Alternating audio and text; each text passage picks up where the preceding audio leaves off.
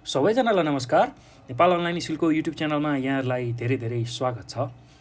भाइ बहिनीहरू, आज हामी विशेष गरेर कक्षा 10को स्वास्थ्य तथा शारीरिक शिक्षा भन्ने जुन विषय छ त्यो विषय अन्तर्गत रहेको एकाइ 2मा पर्ने मानव शरीर भन्ने जुन पाठ अथवा एकाइ छ त्यसकै बारेमा हामी यो भिडियोमा छलफल गर्दैछौँ, चर्चा गर्दैछौँ र मानव शरीर भन्ने जुन एकाइ छ त्यसको पनि विशेष गरेर स्नायु प्रणालीको बारेमा हामीले यो भिडियोमा बुझ्छौँ, त्यसको बारेमा सिक्छौँ, त्यसको बारेमा छलफल गर्छौँ है त।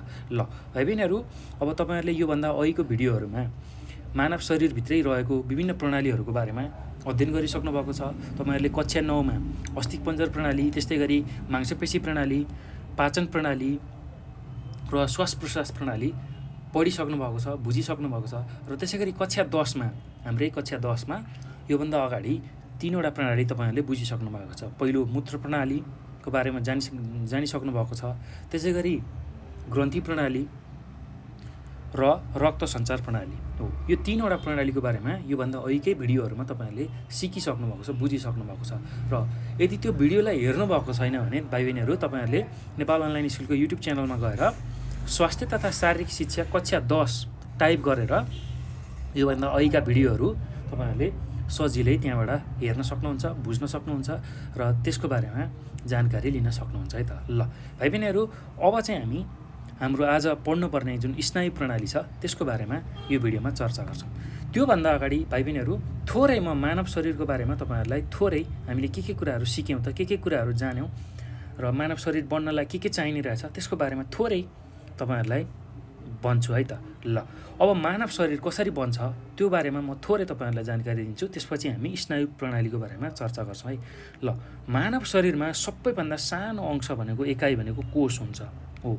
यही कोषहरू मिलेर मानव शरीरमा तन्तुहरू बन्दछ र यही तन्तुहरू मिलेर विभिन्न अङ्गहरू बन्दछ। हामीले जुन हात, गोडा, खुट्टा जे भन्छौँ हो, त्यो अङ्गहरू बन्ने काम यही तन्तुहरू मिलेर हुन्छ र त्यही अङ्गहरू मिलेर एउटा प्रणाली बन्दछ र यही प्रणालीहरू, धेरै प्रणालीहरू मिलेर चाहिँ एउटा मानव शरीरको निर्माण हुन्छ। ल यति कुरा चाहिँ हामीले बुझ्नु पर्यो है त भाइ बहिनीहरू। ल मानव शरीर भन्ने बित्तिकै कसरी बन्ने रहेछ भन्दा मानव शरीरको सबैभन्दा सानो एकाइ भनेको कोष हुने रहेछ हो। त्यो कोषहरू मिलेर, विभिन्न कोषहरू मिलेर चाहिँ तन्तु बन्दो रहेछ र त्यो तन्तुहरू मिलेर चाहिँ हाम्रो जुन अङ्गहरू देखिरहेछौँ हामीले, विभिन्न हात, गोडा, आँखा, नाक, कान हो, जे यो कुराहरू गर्छौँ यो सबै हाम्रो शरीरका अङ्गहरू हुन् हो। त्यो अङ्ग बन्ने रहेछ र यही अङ्गहरूको सम्मिश्रण, जस्तै कि मासुको मात्रै अङ्ग मिलेर एउटा मांसपेशी प्रणाली बन्छ। त्यसै गरी रगतको मात्र अङ्ग अथवा रगतमा हुने नसाहरूको बारेमा त्यसले पनि एउटा प्रणालीलाई दिन्छ, विकसित गराउँछ। त्यसलाई हामी रक्त सञ्चार प्रणाली भन्छौँ। हाम्रो शरीरमा रस उत्पादन गर्ने अथवा हर्मोन उत्पादन गर्ने विभिन्न ग्रन्थीहरू हुन्छन् हो, त्यसले ग्रन्थि प्रणाली दिने रहेछ। त्यस्तै गरी हामीले जुन खाएको खाना दिशाको रूपमा बाहिर आउने, खाएको खाना पचेर दिशाको रूपमा बाहिर आउने, त्यसबाट एउटा प्रणालीको विकसित हुने रहेछ हो। यस्ता विभिन्न प्रणालीहरू चाहिँ शरीरमा भएर, हाम्रो प्रणालीहरू मिलेर चाहिँ एउटा मानव शरीर बन्ने रहेछ। एउटा मानव शरीर बन्दाखेरि विभिन्न प्रणालीहरू त्यसमा मिसिएका हुने रहेछन् है त। ल यति कुरा चाहिँ हामीले बुझ्नु पर्यो, सम्झनु पर्यो। अब भाइ बहिनीहरू, अब हामीले विशेष गरेर यसमा बुझ्ने कुरा भनेको अब स्नायु प्रणालीको बारेमा चाहिँ हामीले यो भिडियोमा बुझ्दैछौँ है त। स्नायु प्रणाली, ल स्नायु प्रणालीलाई हामी अङ्ग्रेजीमा नर्भस सिस्टम भनेर भन्छौँ है त। ल यो कुरा याद गर्नु होला र यो शब्दहरू तपाईँहरूले याद गर्नुलाई अङ्ग्रेजी शब्दहरू पनि तपाईँहरूलाई पछि काम लाग्छ। योभन्दा पछाडि तपाईँहरूले 11, 12 त्यसै गरी अरू त्योभन्दा माथिल्लो तहमा पढ्नका लागि चाहिँ तपाईँहरूलाई यसको आवश्यक पर्छ। यो अङ्ग्रेजी शब्दावली तपाईँहरूले याद गर्नु होला है त। ल स्नायु प्रणालीलाई के भन्ने रहेछ? Nervous system. ल अब यसको परिचयतिर जाउँ। के हो त यो स्नायु प्रणाली भनेको, के हो त्यसलाई बुझौँ। ल हेर्नुहोस् त, अब भाइ बहिनीहरू, तपाईँहरूलाई पनि थाहा नै होला, तपाईँले पनि अनुभव गर्नुभएको होला। तपाईँहरूलाई कुनै वस्तुले पोल्दाखेरि अथवा कुनै तातो वस्तुमा झुक्किएर छुँदाखेरि एक्कासी त्यहाँबाट हात हटाउनुहुन्छ, अथवा कुनै चिजले काट्दाखेरि तपाईँको छालामा केही चिजले धारिलो वस्तुले छुँदाखेरि त्यहाँ काटिन्छ, त्यहाँ तपाईँलाई पीडा भएको अनुभव हुन्छ। हो, त्यस्तो खालको चिसो तातो अनुभव गर्ने, त्यसै गरी हामीले जुन देख्ने कुरा, त्यसै गरी स्वाद थाहा पाउने, गन्ध थाहा पाउने, भोक लागेको थाहा पाउने, कुनै चिजको अनुभव हुने, स्मरण हुने, हो यस्ता खालका जुन कार्यहरू हुन्छन् त्यो चाहिँ हाम्रो शरीरमा भएको स्नायुहरूको कारणले हुन्छन् है त। त्यो कुरा हामीले बुझ्नु पऱ्यो। ल, स्नायु भनेको अब के भनेर बुझ्नको लागि तपाईँहरूले सजिलै बुझ्न सक्नुहुन्छ। स्नायु भनेको त्यस्ता खालका मानव शरीरमा भएका जुन संवेदनालाई ग्रहण गर्न सक्ने वस्तुहरू, जसले चाहिँ बाहिरी वातावरणमा भएको संवेदनालाई सजिलै ग्रहण गर्न सक्छ। कुनै पनि चिज, कुनै घटना, कुनै अनुभव गर्ने जुन एउटा तत्त्व हुन्छ हाम्रो शरीरमा, त्यसलाई हामी स्नायु भनेर बुझ्न सक्छौँ है त। ल, त्यति कुरा चाहिँ तपाईँहरूले यसमा बुझ्नु पऱ्यो है त। ल, अब यसको परिचयतिर हाम्रो किताबमा दिएको परिचयमा के कुराहरू दिएको छ त्यसलाई पढ्दै जाउँ है त, बुझ्दै जाउँ के भनेको छ, के चाहिँ रहेछ त यो, त्यसकै बारेमा छलफल गरौँ। स्नायु प्रणालीलाई शरीरका सम्पूर्ण प्रणालीहरूमध्ये एक उच्च र महत्त्वपूर्ण प्रणाली मानिन्छ। ल हेर्नुहोस् त, स्नायु प्रणाली हाम्रो शरीरमा विभिन्न प्रणालीहरू छन्, हामीले बुझिसक्यौँ।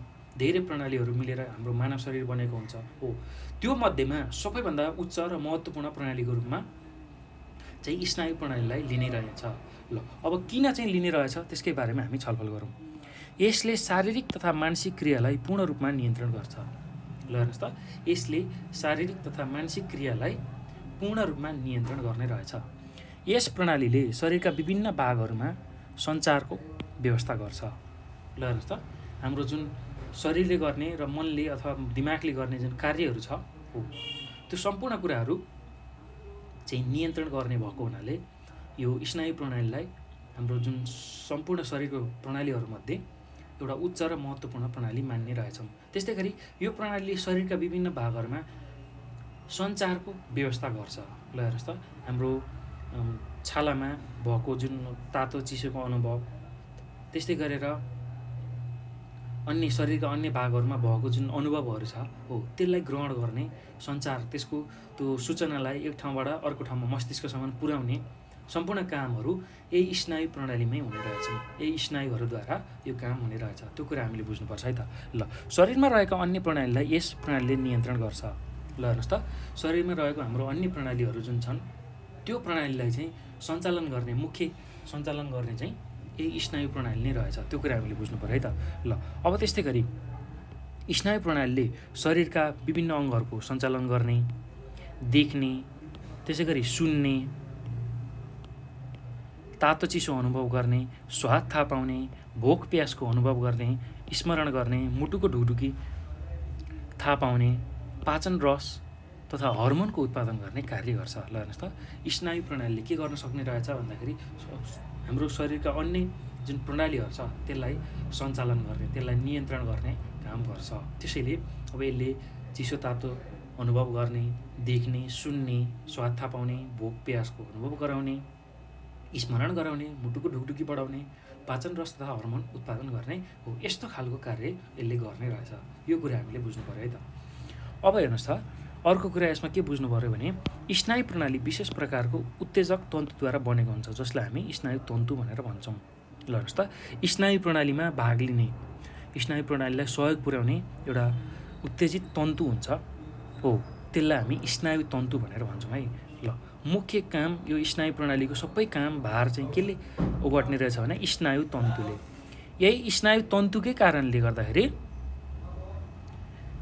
हामीले यो स्नायु प्रणालीलाई बुझ्न सक्ने रहेछौँ। स्नायु प्रणाली हाम्रो शरीरमा हावी हुने रहेछ। ल, यही स्नायु तन्तुको कारणले हामीले धेरै कुराहरू अनुभव गर्ने, त्यसै गरी चिसो तातो थाहा पाउने, स्वाद थाहा पाउने, भोक प्यासको अनुभव गर्ने, यस्ता कुराहरू हुने रहेछ। ल, अब यसमा अर्को कुरा के बुझौँ भने यसरी मानव शरीरमा सञ्चालित अन्य सम्पूर्ण प्रणालीसँगको काममा समन्वय, निर्देशन, नियन्त्रण दिने कार्यमा संलग्न स्नायु तन्तुद्वारा निर्मित अङ्गहरूको समूहलाई स्नायु प्रणाली भनिन्छ। ल हेर्नुहोस् त, स्नायु प्रणाली भनेको के रहेछ भन्दा मानव शरीरमा सञ्चालित अन्य सम्पूर्ण प्रणालीहरूलाई चाहिँ सञ्चालन गर्नुपऱ्यो, समन्वय गर्नुपऱ्यो र त्यसमा निर्देशन दिने कार्यमा संलग्न जुन स्नायु तन्तुहरूको स्नायु तन्तुहरू छन् हो त्योद्वारा निर्मित जुन अङ्गहरूको समूह छ त्यसलाई हामी स्नायु प्रणाली भनेर भनिरहेछौँ। ल हेर्नुहोस् त हामीलाई के थाहा छ भने स्नायु प्रणालीले अरू सम्पूर्ण प्रणालीहरूलाई नियन्त्रण गर्छ, निर्देशन दिन्छ हो त्यो कार्यमा सहयोग पुर्याउने जुन जुन अङ्गहरू छ, अङ्गहरूको समूह छ त्यसलाई हामी स्नायु प्रणाली भनिन्छ। त्यसमा विशेष गरेर स्नायु तन्तुहरूको ठुलो भूमिका हुन्छ। त्यो कुरा हामीले बुझ्नु पऱ्यो है त। ल अब यो पछि हामी न्युरोनको बारेमा चर्चा गर्छौँ। ल स्नायु प्रणालीको लागि स्नायु जुन तन्तुहरूको कुरा गर्दैछौँ अब त्यसमा न्युरोनको भूमिका सबैभन्दा ठुलो हुन्छ। किनभने अब न्युरोन भनेको हाम्रो स्नायु प्रणालीको सबैभन्दा सानो कार्यात्मक एकाइ हो जसले चाहिँ कार्य गर्छ हो। अब यही न्युरोनको बारेमा हामी चर्चा गरौँ। ल अब हेर्नुहोस् त के हो त यो न्युरोन, त्यसकै बारेमा हामी छलफल गरौँ। ल हेर्नुहोस् त भाइ बहिनीहरू, स्नायु प्रणालीको सबैभन्दा सानो कार्यात्मक एकाइलाई न्युरोन भनिन्छ। स्नायु प्रणालीको सबैभन्दा सानो कार्यात्मक एकाइ, कार्यात्मक भनेको काम गर्न सक्ने खालको जुन सानो एकाइ छ त्यसलाई हामी के भन्ने रहेछौँ, न्युरोन भनिन्छ। ल यो जसलाई स्नायु तन्तु पनि भनिन्छ, जुन हामीले माथि स्नायु तन्तुको बारेमा कुरा गऱ्यौँ जसलाई हामी नर्भस टिस्यु भनेर भन्छौँ अङ्ग्रेजीमा हो, त्यही स्नायु तन्तुलाई नै हामी न्युरोन भनिन्छ। ल यसलाई स्नायु तन्तु पनि भनिन्छ है त। ल यो कुरा हामीले बुझ्नु पऱ्यो। यो स्नायु कोष र स्नायु रेसा मिलेर बनेको हुन्छ। ल हेर्नुहोस् त अब यो जुन स्नायु तन्तु जुन छ न्युरोन त्यो के मिलेर बन्ने रहेछ भन्दाखेरि स्नायु कोष र स्नायु रेसा। ल स्नायु कोष र स्नायु रेसा मिलेर बन्ने रहेछ, एउटा कोष र अर्को रेसा। त्यो कुरा हामीले सम्झनु पर्यो है त। ल प्रत्येक स्नायु कोषमा एकातिर एउटा लामो रेसा जसलाई हामी एक्जन भनेर भन्छौँ हो त्यो हुन्छ। प्रत्येक कोषमा एकातिर एउटा लामो रेसा हुन्छ जसलाई हामी एक्जन भनेर भन्छौँ है त।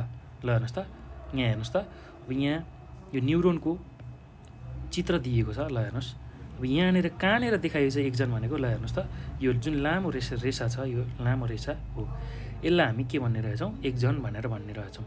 ल प्रत्येक स्नायु कोषमा यो स्नायु कोष भयो, एउटा स्नायु कोष भयो, त्यसमा के हुने रहेछ, लामो खालको रेसा हुने रहेछ जसलाई हामी एक्जन भनेर भन्ने रहेछौँ है त। ल भने अर्कोतिर छोटा रेसाहरू जसलाई हामी डेन्ड्राइट्स भनेर भन्छौँ है त। ल हेर्नुहोस् त एउटा लामो रेसा भयो यो चित्रमा देखाएको यसरी यो लामो रेसा भयो र अर्को यहाँ छोटा छोटा रेसाहरू हुन्छ नि, यस्तो रेसाहरू छ।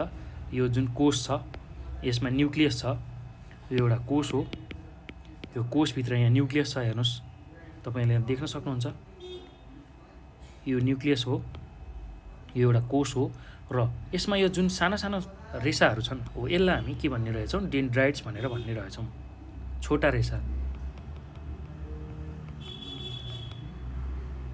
ल लामो रेसालाई के भन्ने रहेछौँ हामीले, एक्जन भन्ने रहेछौँ र छोटो रेसालाई के भन्ने रहेछौँ हामीले,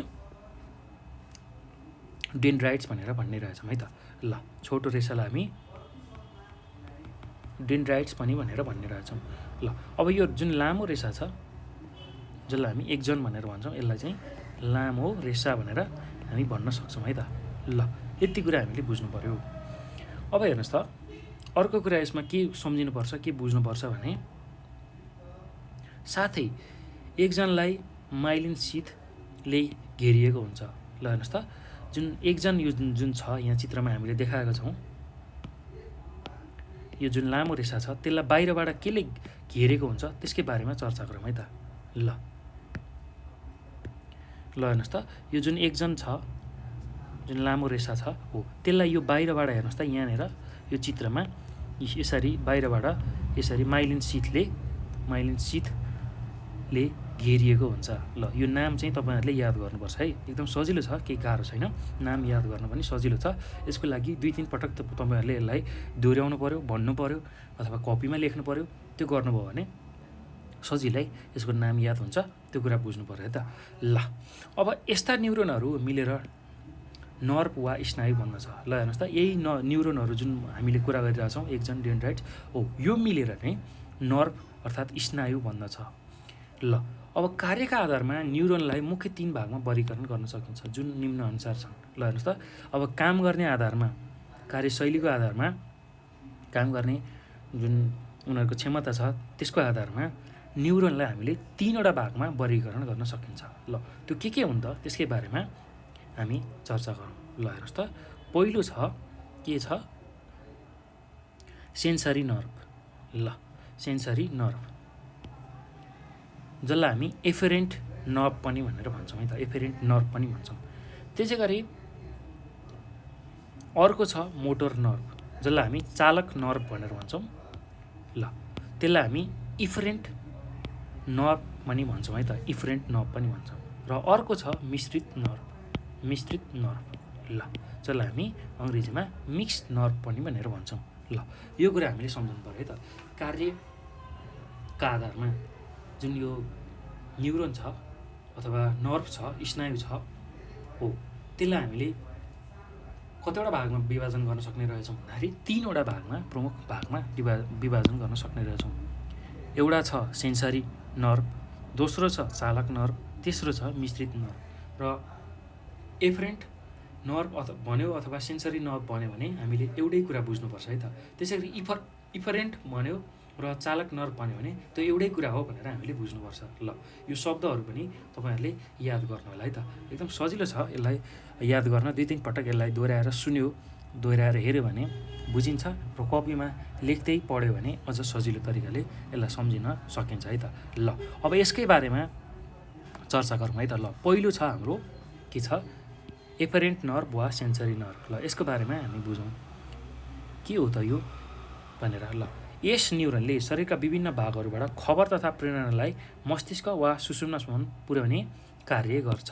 ल हेर्नुहोस् त, अब जुन एफरेन्ट अथवा सेन्सरी नर्भ छ त्यसले के गर्ने रहेछ, शरीरका विभिन्न भागहरूबाट खबर तथा प्रेरणालाई मस्तिष्कसम्म पुर्याउने वा सुषुम्नासम्म पुर्याउने काम गर्ने रहेछ। ल यो हाम्रो एउटा मानव शरीर हो हेर्नुहोस् त हो। अब यो शरीरको विभिन्न भागबाट चाहिँ यो सूचनालाई यहाँ हाम्रो मस्तिष्कसम्म अथवा मेरुदण्ड हाम्रो यो जुन ढाड एरिया हुन्छ हो त्यहाँसम्म पुर्याउने काम चाहिँ यो सेन्सरी नर्भ अथवा एफरेन्ट नर्भले गर्ने रहेछ। ल अब यसले अर्को के काम गर्छ भने जस्तै कि चिसो, तातो, पीडा जस्तो प्रेरणालाई न्युरोनले सुषुम्ना तथा मस्तिष्कसम्म पुर्याउने काम गर्छ। हाम्रो छालामा कहीँतिर पोल्यो अथवा केही चिजले घोच्यो भने हामीलाई त्यति बेला दुख्छ, पीडा हुन्छ हो। त्यो दुखेको कुरा चाहिँ कहाँ पुर्याउँछ भन्दाखेरि हाम्रो जुन सुषुम्ना छ, हाम्रो जुन पछाडिको ढाडको बिचमा त्यो हड्डीमा सुषुम्ना रहेको हुन्छ हो। त्यो सुषुम्ना हाम्रो मस्तिष्कसम्म जोडिएको हुन्छ, त्यो कुरा हामीले बुझ्नुपर्छ हो। त्यो सुषुम्ना अथवा मस्तिष्कसम्म चाहिँ त्यो प्रेरणा हामीलाई अनुभव भएको जुन पीडा, दुःख, आगोले पोल्दाखेरि जुन पोलाइको अनुभव छ त्यो चाहिँ मस्तिष्क अथवा सुषुम्नासम्म पुर्याउने काम यसले गर्ने रहेछ। ल यति कुरा हामीले यो एफेरेन्ट नर्भ अथवा सेन्सरी नर्भमा बुझ्नु पर्यो है त। ल अब अर्को छ इफरेन्ट नर्भ। ल इफरेन्ट अथवा चालक नर्भ यसले चाहिँ के काम गर्छ त्यसकै बारेमा चर्चा गरौँ। ल एफरेन्ट वा चालक नर्भ न्युरोनले के गर्छ भन्दा मस्तिष्क वा सुषुम्नाबाट खबर तथा प्रेरणाहरू शरीरका विभिन्न भागहरूसँग मिलाउँदछ। ल हेर्नुहोस् त, ठ्याक्कै उल्टो। एफरेन्ट नर्भ भनेको हामीले के भनेको थियौँ, सेन्सरी नर्भ भनेको थियौँ। अब इफरेन्टमा ठ्याक्कै एफरेन्टको उल्टो हुनु पर्यो। ऐना चाहिँ तल हाम्रो शरीरबाट मस्तिष्कसम्म अथवा सुषुम्नासम्म चाहिँ सूचना गएको थियो भने अब चाहिँ मस्तिष्कबाट सूचना चाहिँ हाम्रो शरीरका विभिन्न भागहरूमा आउनु पर्यो। त्यो कुरा हामीले बुझ्नु पर्यो है त।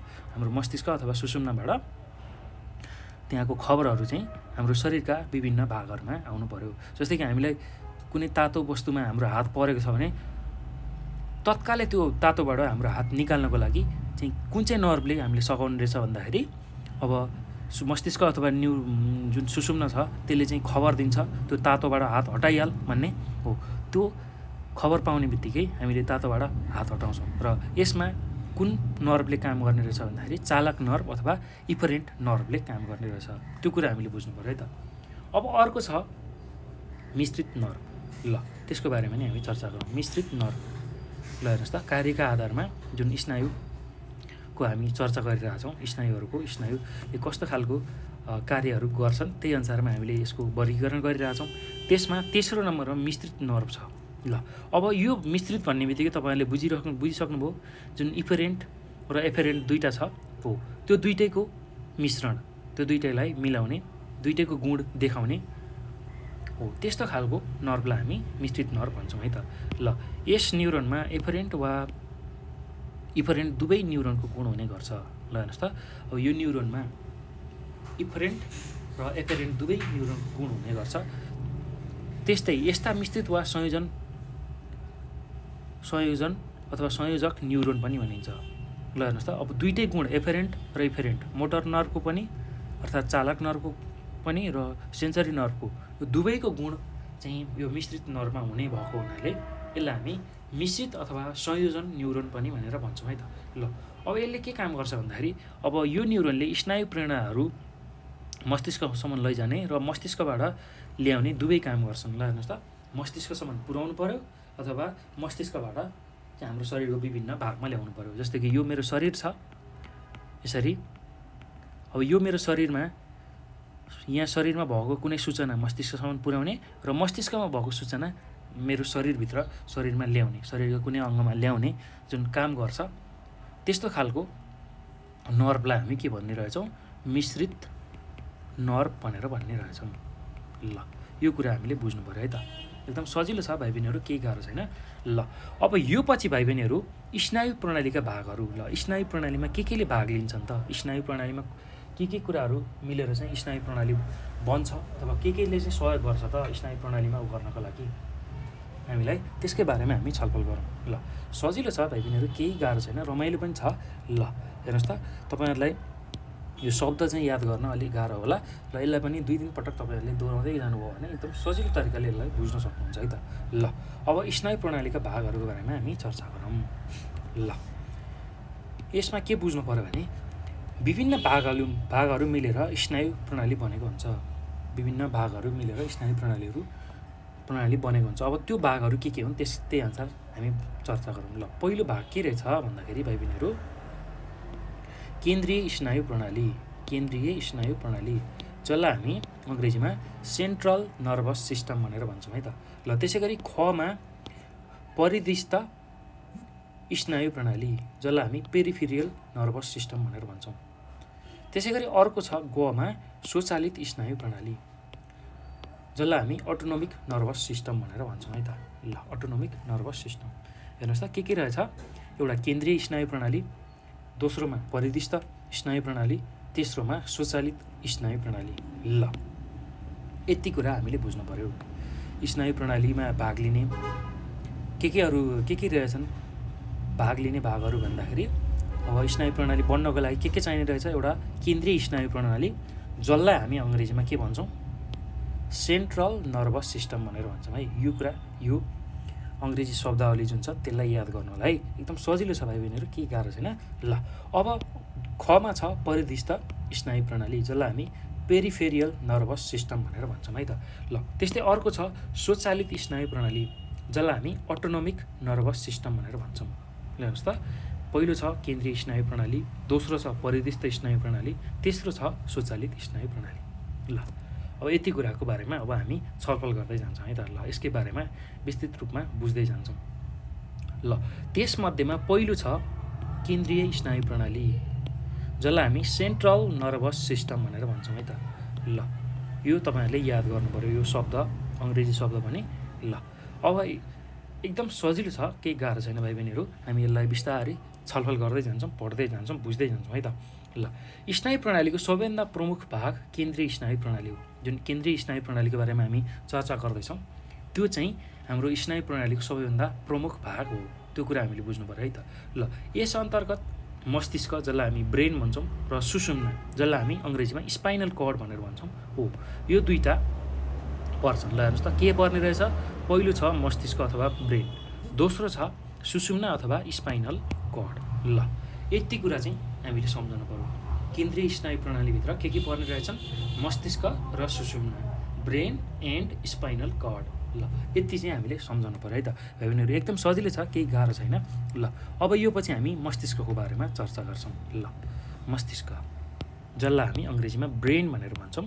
ल अब मस्तिष्ककै बारेमा हामी चर्चा गर्दैछौँ, कसरी बन्ने रहेछ, के हुने रहेछ मस्तिष्कमा, कस्ता खालका चाहिँ भागहरू हुने रहेछन् हो, त्यसकै बारेमा हामी चर्चा गर्दैछौँ। हाम्रो मस्तिष्क कस्तो हुने रहेछ त्यसकै बारेमा अध्ययन गर्दैछौँ है त। ल एकदम सजिलो छ भाइ बहिनीहरू, केही गाह्रो छैन। ल अब यसलाई बुझ्दै जाउँ त। भाइ बहिनीहरू अब मस्तिष्क भन्ने बित्तिकै हाम्रो जुन केन्द्रीय स्नायु प्रणाली छ त्यसको प्रमुख भाग हो। ल केन्द्रीय स्नायु प्रणालीमा हाम्रो दुईवटा भाग छ, एउटा मस्तिष्क अर्को सुषुम्ना। त्यसमा मुख्य भाग भनेको मस्तिष्क हो।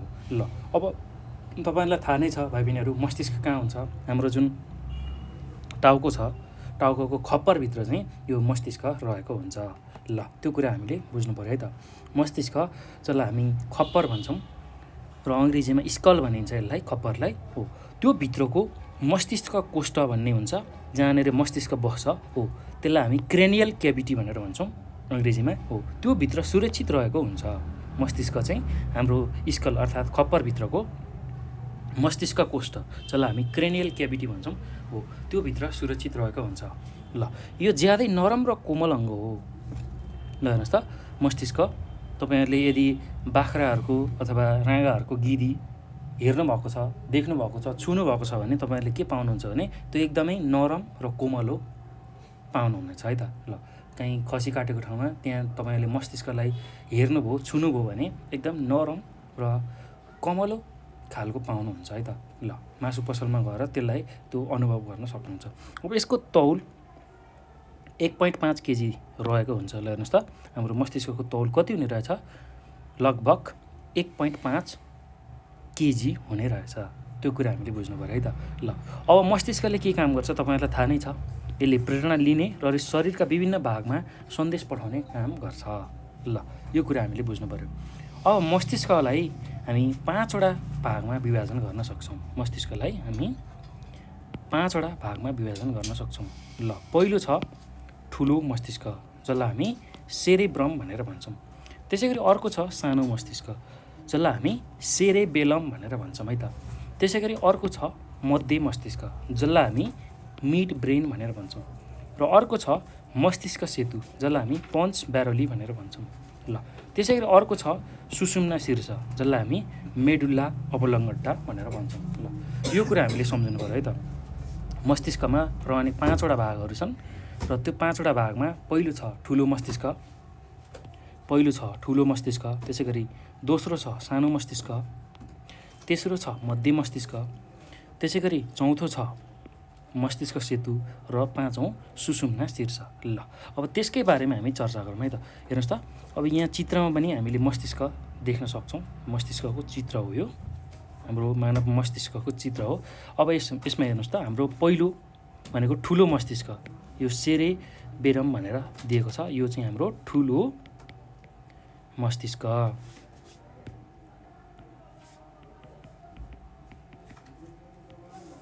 ठुलो मस्तिष्क। ल अब त्यसै गरी अर्को सानो मस्तिष्क कहाँनिर छ हेर्नुहोस् त, यहाँनिर छ, जसलाई हामी के भन्छौँ, सेरेबेलम भनेर भन्छौँ, सानो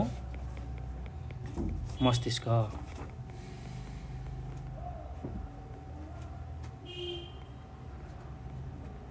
ल त्यसै गरी अर्को छ मध्य मस्तिष्क जसलाई हामी मिड ब्रेन भनेर भन्छौँ। ल हेर्नुहोस् त, यहाँ चित्रमा कहाँनिर छ भन्दाखेरि तपाईँहरूले यहाँनिर देख्न सक्नुहुन्छ मध्य मस्तिष्क।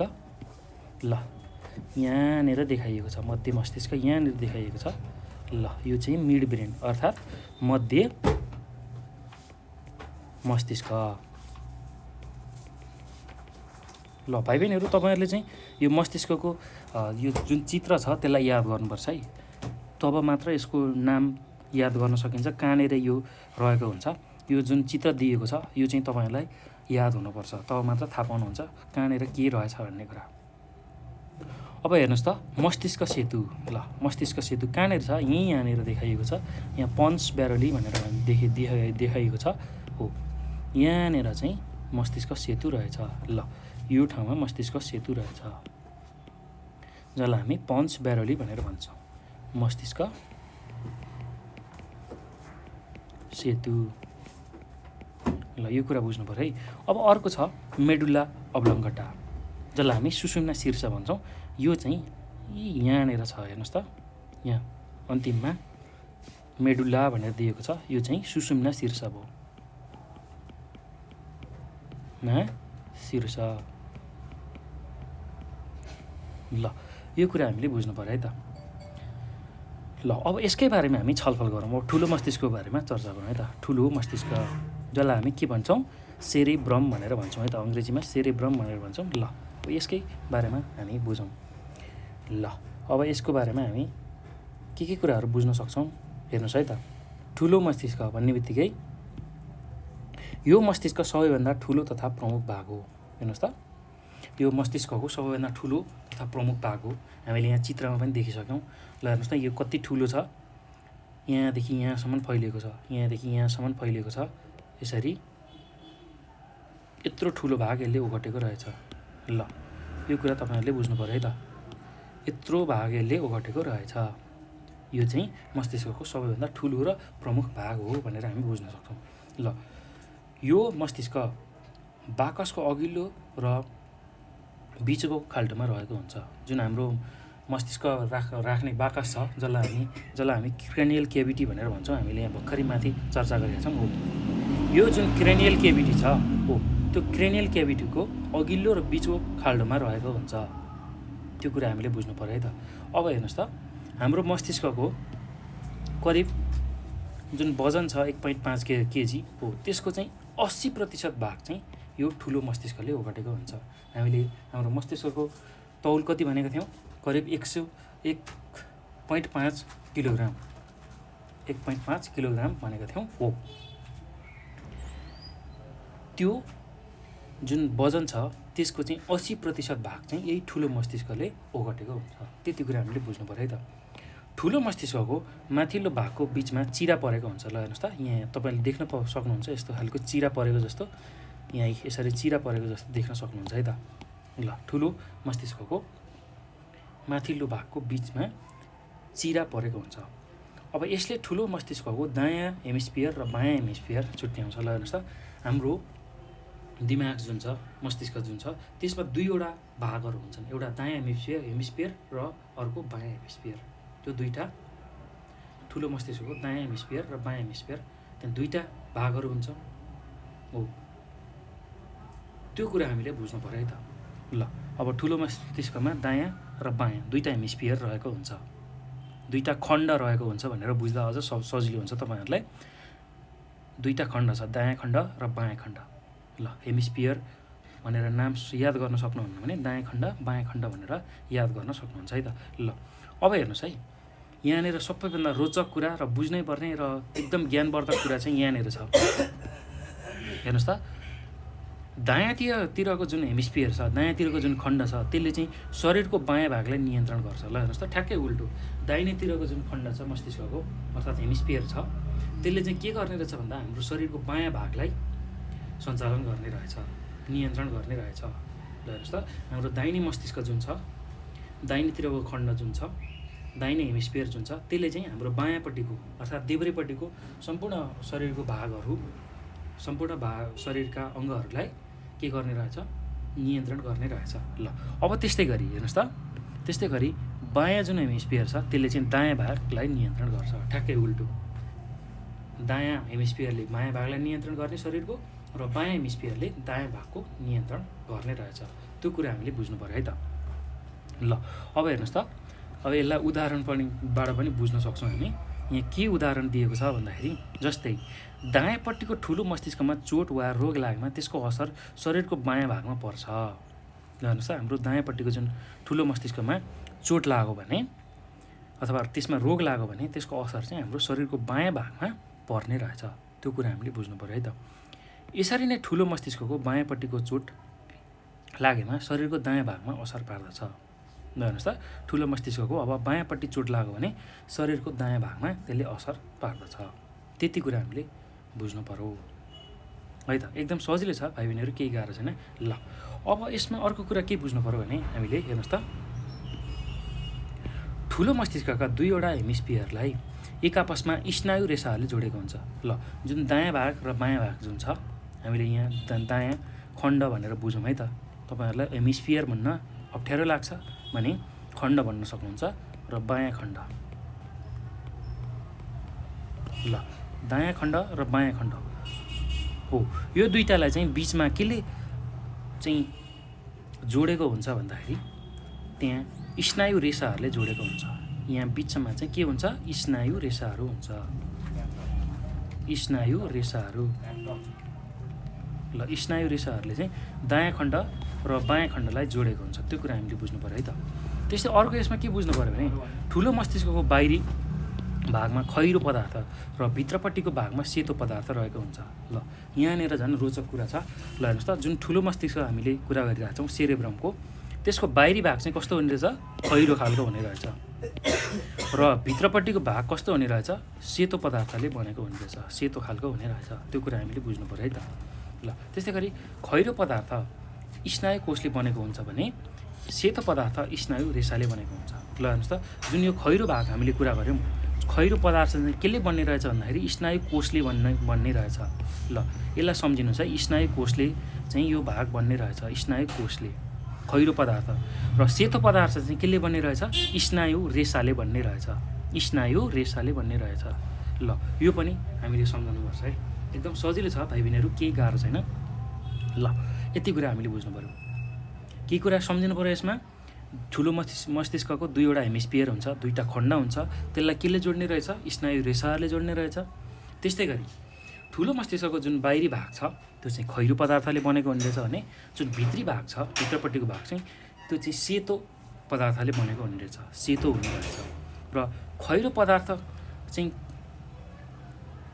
केबाट बनेको हुन्छ भन्दा स्नायु कोषहरूबाट बनेको हुन्छ। जुन खैरो पदार्थ हामी देख्छौँ त्यो चाहिँ स्नायु कोषले बनेको हुन्छ भने जुन सेतो पदार्थ हामीले देखिरहेछौँ त्यो चाहिँ केले बनिरहेछ भन्दाखेरि स्नायु रेसाले बनिरहेछ। ल त्यो कुरा हामीले बुझ्नु पऱ्यो है त। अब हेर्नुहोस् त, अर्को कुरा यसमा के बुझ्नु पऱ्यो भने ठुलो मस्तिष्कको प्रत्येक हेमिस्फियरलाई 4 मुख्य खण्डमा विभाजन गरिएको छ। ल हेर्नुहोस् त, जुन ठुलो मस्तिष्क छ त्यसको हेमिस्फियर, त्यो हेमिस्फियरलाई पनि हामीले 4वटा मुख्य खण्डमा विभाजन गरेका छौँ। अब के रहेछ त त्यो खण्ड, त्यसकै बारेमा हामी छलफल गरौँ। ल हेर्नुहोस् त, पहिलो के रहेछ? अघिल्लो खण्ड वा निधार भागको खण्ड। जुन हेर्नुहोस् त, अघिल्लो खण्ड अथवा निधार भागको खण्ड, त्यो कुरा हामीले यहाँ चित्रमा देख्न सक्छौँ। त्यसै गरी अब अर्को भनेको तालुभित्रको खण्ड अथवा भाग। ल हेर्नुहोस् त, पहिलो के रहेछ? अघिल्लो खण्ड वा निधार भित्रको खण्ड, त्यसलाई हामी फ्रन्टल लोब भन्छौँ। हाम्रो जुन तालुपट्टि फर्किएको जुन भाग छ त्यसलाई हामी अघिल्लो खण्ड अथवा निधार भित्रको भाग भन्छौँ। हाम्रो तालु, यो जुन अगाडिको तालुभन्दा अगाडि निधार हुन्छ हो, त्यो निधारको भागमा भएको जुन खण्ड छ त्यसलाई हामी फ्रन्टल लोब भन्छौँ। त्यसै गरी अब तालुभित्रको भागलाई हामी पेराइटल लोब भन्छौँ अङ्ग्रेजीमा। त्यसै गरी कञ्चट भन्ने बित्तिकै हामीले टेम्पोरल भनेर सम्झिनु पर्यो है। कञ्चटभित्रको भाग र पछाडिपट्टिको भाग जसलाई हामी असिपिटियल भनेर भन्छौँ। ल अब यो सबै हाडहरूलाई जुन हामीले मस्तिष्कलाई सुरक्षित गर्ने जुन खप्परको हाड हुन्छ त्यसकै नामबाट यो फ्रन्टल, पेराइटल, टेम्पोरल र असिपिटियल भन्ने जुन नामहरू छ त्यहीबाट नै हामीले यो नामहरूलाई लिएको है त। त्यो कुरा हामीले बुझ्नु पऱ्यो। ल अब तपाईँहरूले नेपालीमा लेख्न सजिलो छ, अगाडिपट्टिको अथवा निधारपट्टिको भाग लेख्न सक्नुहुन्छ। त्यसै गरी तालुको भाग, त्यस्तै गरी कञ्चटभित्रको भाग र पछाडिपट्टिको भाग नेपालीमा लेख्न र सम्झन सजिलो छ। त्यसै गरी अङ्ग्रेजीमा फ्रन्टल, पेराइटल, टेम्पोरल र असिपिटियल लोब भनेर हामीले सम्झनु पऱ्यो है त।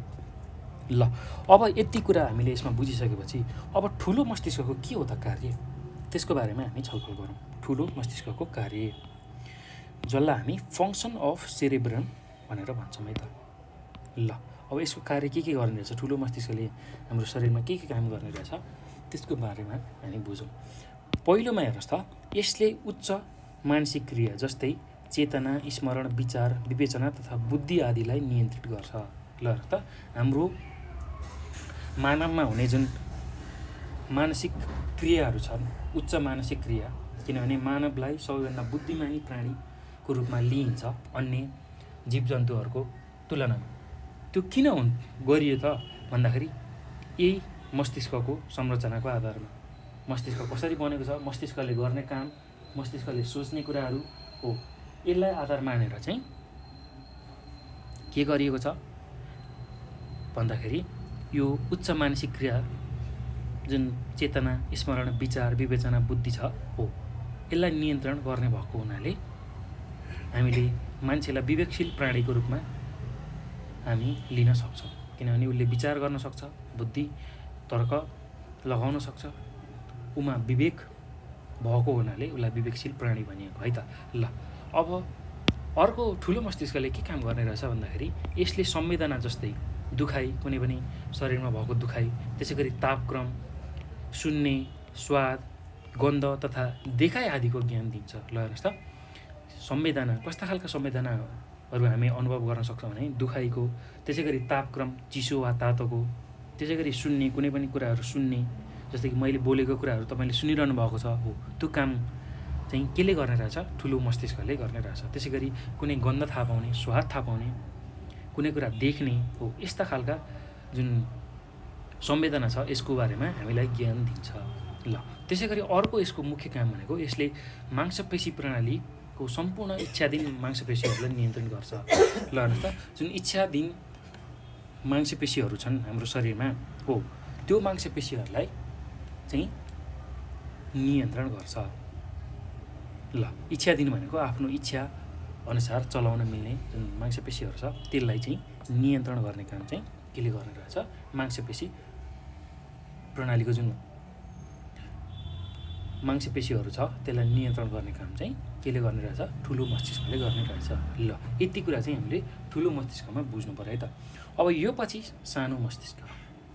ल हेर्नुहोस् त, सानो मस्तिष्क हामी मस्तिष्कको भागहरूको बारेमा अध्ययन गर्दैछौँ।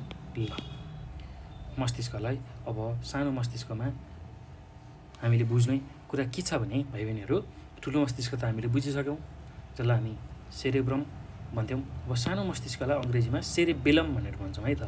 ल अब हेर्नुहोस् त, यसलाई व्याख्या गर्न एकदमै सजिलो छ। सानो मस्तिष्क ठुलो मस्तिष्कको ठ्याक्कै पछाडिको भागको तलतिर र मस्तिष्क सेतीको पछाडि अवस्थित हुन्छ। ल हेर्नुहोस् त, अब सानो मस्तिष्कलाई व्याख्या गर्न ठ्याक्कै सजिलो छ। ठुलो मस्तिष्क र मस्तिष्क सेतु दुईवटा चिजलाई हामीले सम्झनु पऱ्यो। र ठुलो मस्तिष्कको पछाडिको भागको तलतिर, ठुलो मस्तिष्क यहाँ छ, यहाँ चित्रमा देख्न सक्नुहुन्छ हो, ठुलो मस्तिष्कको यो पछाडिको भाग यो भयो। ल हेर्नुहोस् है, एकदम सजिलो छ यसलाई सम्झन। तपाईँहरूलाई म यहाँ देखाउँछु, एकदम सजिलो छ यसलाई सम्झन हामीले। ल एकदम ध्यानपूर्वक यसलाई हेर्नु होला है त। यो चित्रलाई हेरेर तपाईँहरूले चित्रलाई याद गर्नुभयो भने धेरै कुराहरू सिक्नुहुन्छ है त। ल यो ठुलो मस्तिष्कको पछाडिपट्टिको भाग छ, पछाडिपट्टिको तल हेर्नुहोस् त, यो पछाडिपट्टिको ठ्याक्कै तल छ कि छैन त? यो सेरेब्रम भन्दा तल सेरेबेलम छ, अर्थात् सानो मस्तिष्क छ। यहाँनिर यो चित्रमा हेर्नुहोस् त, मैले यहाँ गोलो लगाएको यहाँनिर हो। अब ठ्याक्कै ठुलो मस्तिष्कको पछाडिको तल्लोपट्टि र हेर्नुहोस् त, यहाँ पन्च पेरोली छ, पन्च पेरोलीको के छ? छेउमा छ। ल यही कुराहरू हामीले यहाँ अब चर्चा गर्ने हो है त। ल हेर्नुहोस् त, र पन्च पेरोलीको पछाडि अवस्थित हुन्छ। ल हेर्नुहोस् त, हामीले भर्खरै भनेको कुरा यही रहेछ है कि रहेछ त। ल हाम्रो ठुलो मस्तिष्कको पछाडि भागको तलतिर र मस्तिष्क सेतुको ठ्याक्कै पछाडि चाहिँ सानो मस्तिष्क हुने रहेछ। ल यति कुरा तपाईँहरूले याद गर्नु पऱ्यो है त। हाम्रो ठुलो मस्तिष्क यो भयो, यसको यहाँनिर पछाडिपट्टि जुन छ त्यसको ठ्याक्कै तल चाहिँ सानो मस्तिष्क हुने रहेछ। यहाँ तपाईँहरूले यहाँ चित्रमा देख्न सक्नुहुन्छ। र जुन यो पन्च बेरोली छ, मस्तिष्क सेतु हो, त्यसको ठ्याक्कै पछाडिपट्टि चाहिँ सानो मस्तिष्क हुने रहेछ। ल अब चित्र याद भयो भने तपाईँहरूलाई धेरै कुराहरू याद हुन्छ है भाइ बहिनीहरू, र सजिलै तपाईँहरूले लेख्न सक्नुहुन्छ। यस्तो ठुलो मस्तिष्क सानो मस्तिष्कको बारेमा व्याख्या गर्न सजिलै सक्नुहुन्छ। त्यसैले चित्रलाई याद गर्नुहोला र अब अरू कुराहरू व्याख्या गर्न सजिलै हामी त्यसपछि सक्छौँ। ल यो पनि ठुलो मस्तिष्क जस्तै बाहिर खैरो र भित्र सेतो पदार्थबाट बनेको हुन्छ। ल जुन सानो मस्तिष्कको हामीले कुरा गऱ्यौँ त्यो पनि के हुने रहेछ भन्दाखेरि बाहिर खैरो भागले र भित्र सेतो पदार्थ अथवा सेतो पदार्थबाट बनेको हुने रहेछ। ल यो कुरा हामीले बुझ्नु पऱ्यो है।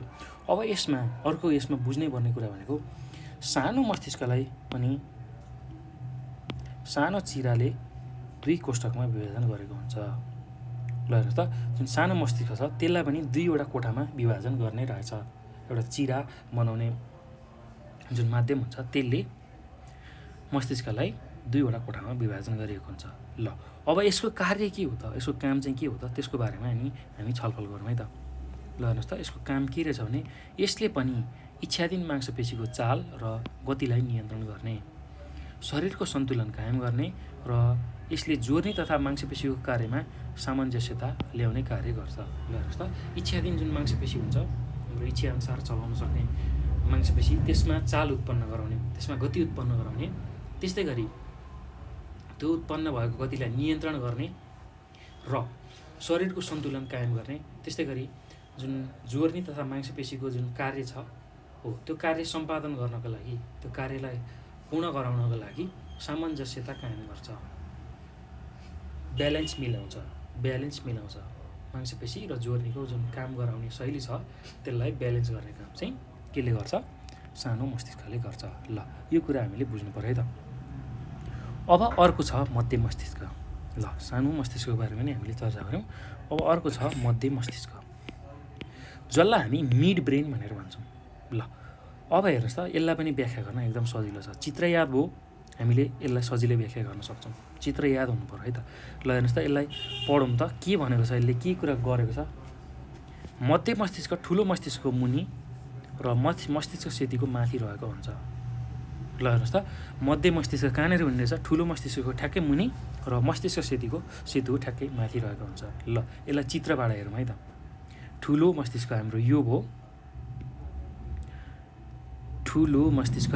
भयो, त्यसको मुनि र हाम्रो कुन छ अर्को मस्तिष्क सेतुको ठ्याक्कै माथि।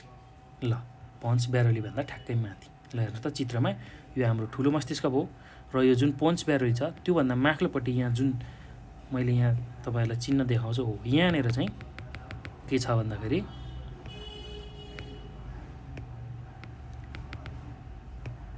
तपाईँहरूले के देख्न सक्नुहुन्छ? हाम्रो सानो मस्तिष्कभन्दा माथिल्लोपट्टि ठ्याक्कै मध्य मस्तिष्क भन्छ। ल त्यो कुरा हामीले बुझ्नु पर्यो है त। ल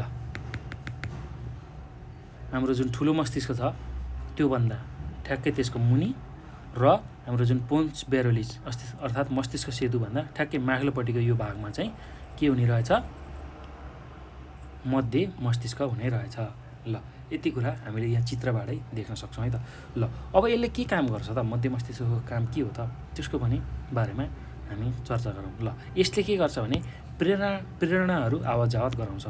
जुन चिसो तातो, त्यसै गरी कुनै दुखाइ पीडा हो, यस्तो खालको जुन संवेगहरू हामीमा उत्पन्न हुन्छन्, हाम्रो शरीरमा उत्पन्न हुन्छ हो, त्यो जुन प्रेरणाहरू छ त्यसलाई नै आवत जावत गराउँछ। हाम्रो मस्तिष्कदेखि शरीरका विभिन्न भागहरूमा पुर्याउने र शरीरका विभिन्न भागहरूबाट त्यो चेतना अर्थात् संवेदनालाई मस्तिष्कसम्म पुर्याउने काम चाहिँ यो मध्य मस्तिष्कले गर्छ। ल यति कुरा हामीले बुझ्नु पर्यो है त। अब अर्को छ पोन्स ब्यारोली। ल मस्तिष्क सेतु भन्छ हामीलाई। ल त्यो कुरा हामीले बुझ्नु पर्यो। अब यसमा के कुरा बुझ्नुपर्छ भने यो मस्तिष्कको मुनि र सुषुम्नाको शीर्षकको माथि रहेको हुन्छ। ल हेर्नुहोस् त, जुन मस्तिष्क हाम्रो छ मध्य मस्तिष्क, जुन मध्य मस्तिष्क हामीले भर्खरै चर्चा गऱ्यौँ हो, त्योभन्दा ठ्याक्कै मुनि मध्य मस्तिष्कभन्दा र जुन सुषुम्ना हाम्रो सुरु हुन्छ त्यसको शीर्ष माथि रहेको हुन्छ भनेको जुन सुषुम्ना जहाँबाट सुरु हुन्छ त्यसको माथिल्लोपट्टि ठ्याक्कै पोन्स ब्यारोली हुन्छ। ल हेर्नुहोस् त, यसलाई चित्रमा पनि हामीले देख्न सक्छौँ। हाम्रो मध्य मस्तिष्कको मुनि र सुषुम्नाको माथि। ल हेर्नुहोस् त, अब यहाँ चित्रमा यहाँनिर चाहिँ तपाईँहरूले देख्न सक्नुहुन्छ यसलाई।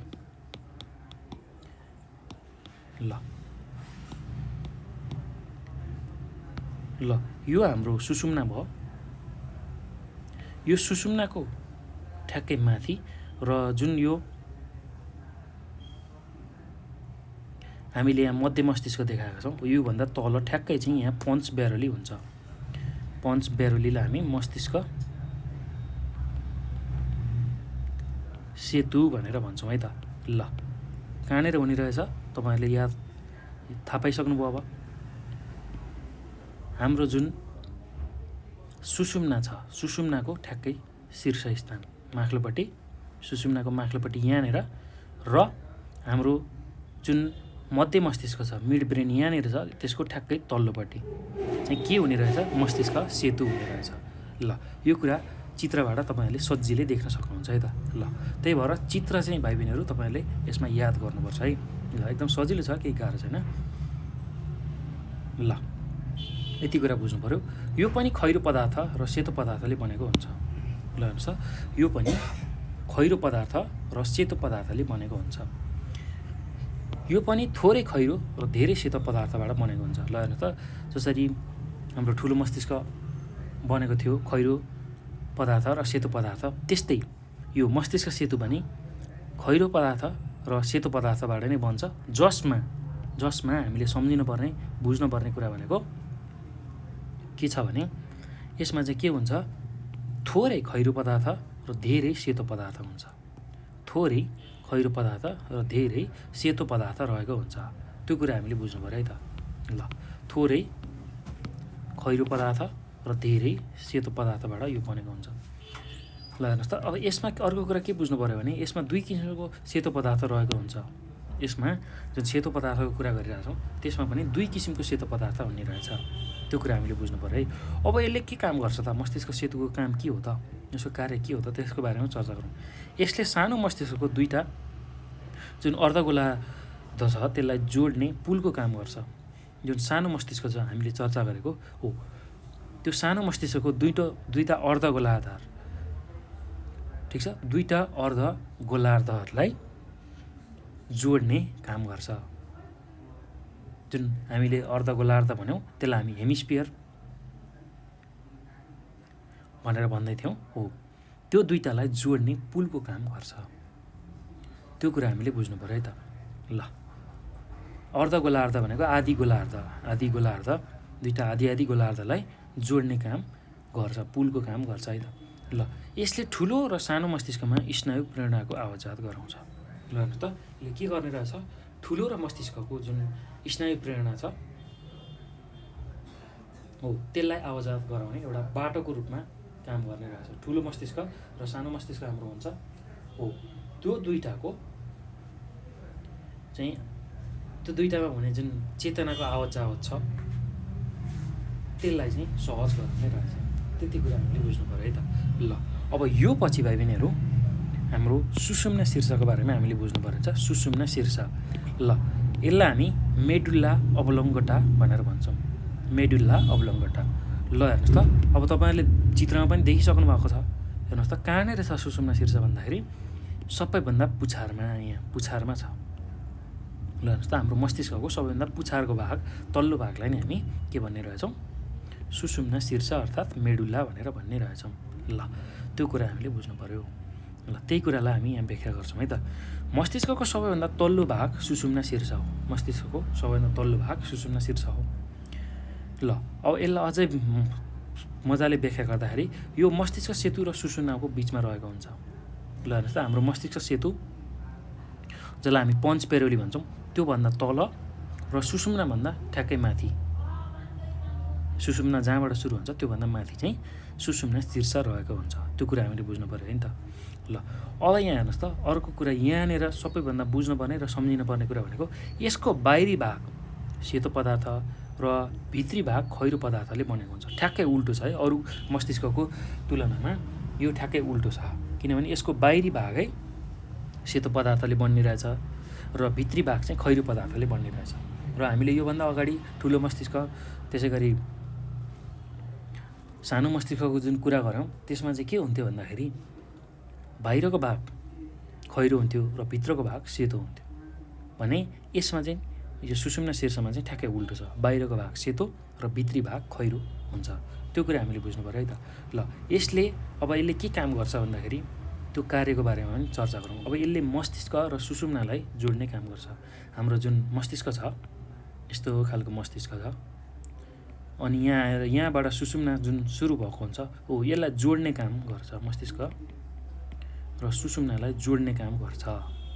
त्यो कुरा हामीले बुझ्नु पऱ्यो है त। अब यसमा श्वास प्रश्वास, हृदय, रक्तनली आदिका केन्द्रहरू रहेका हुन्छन्।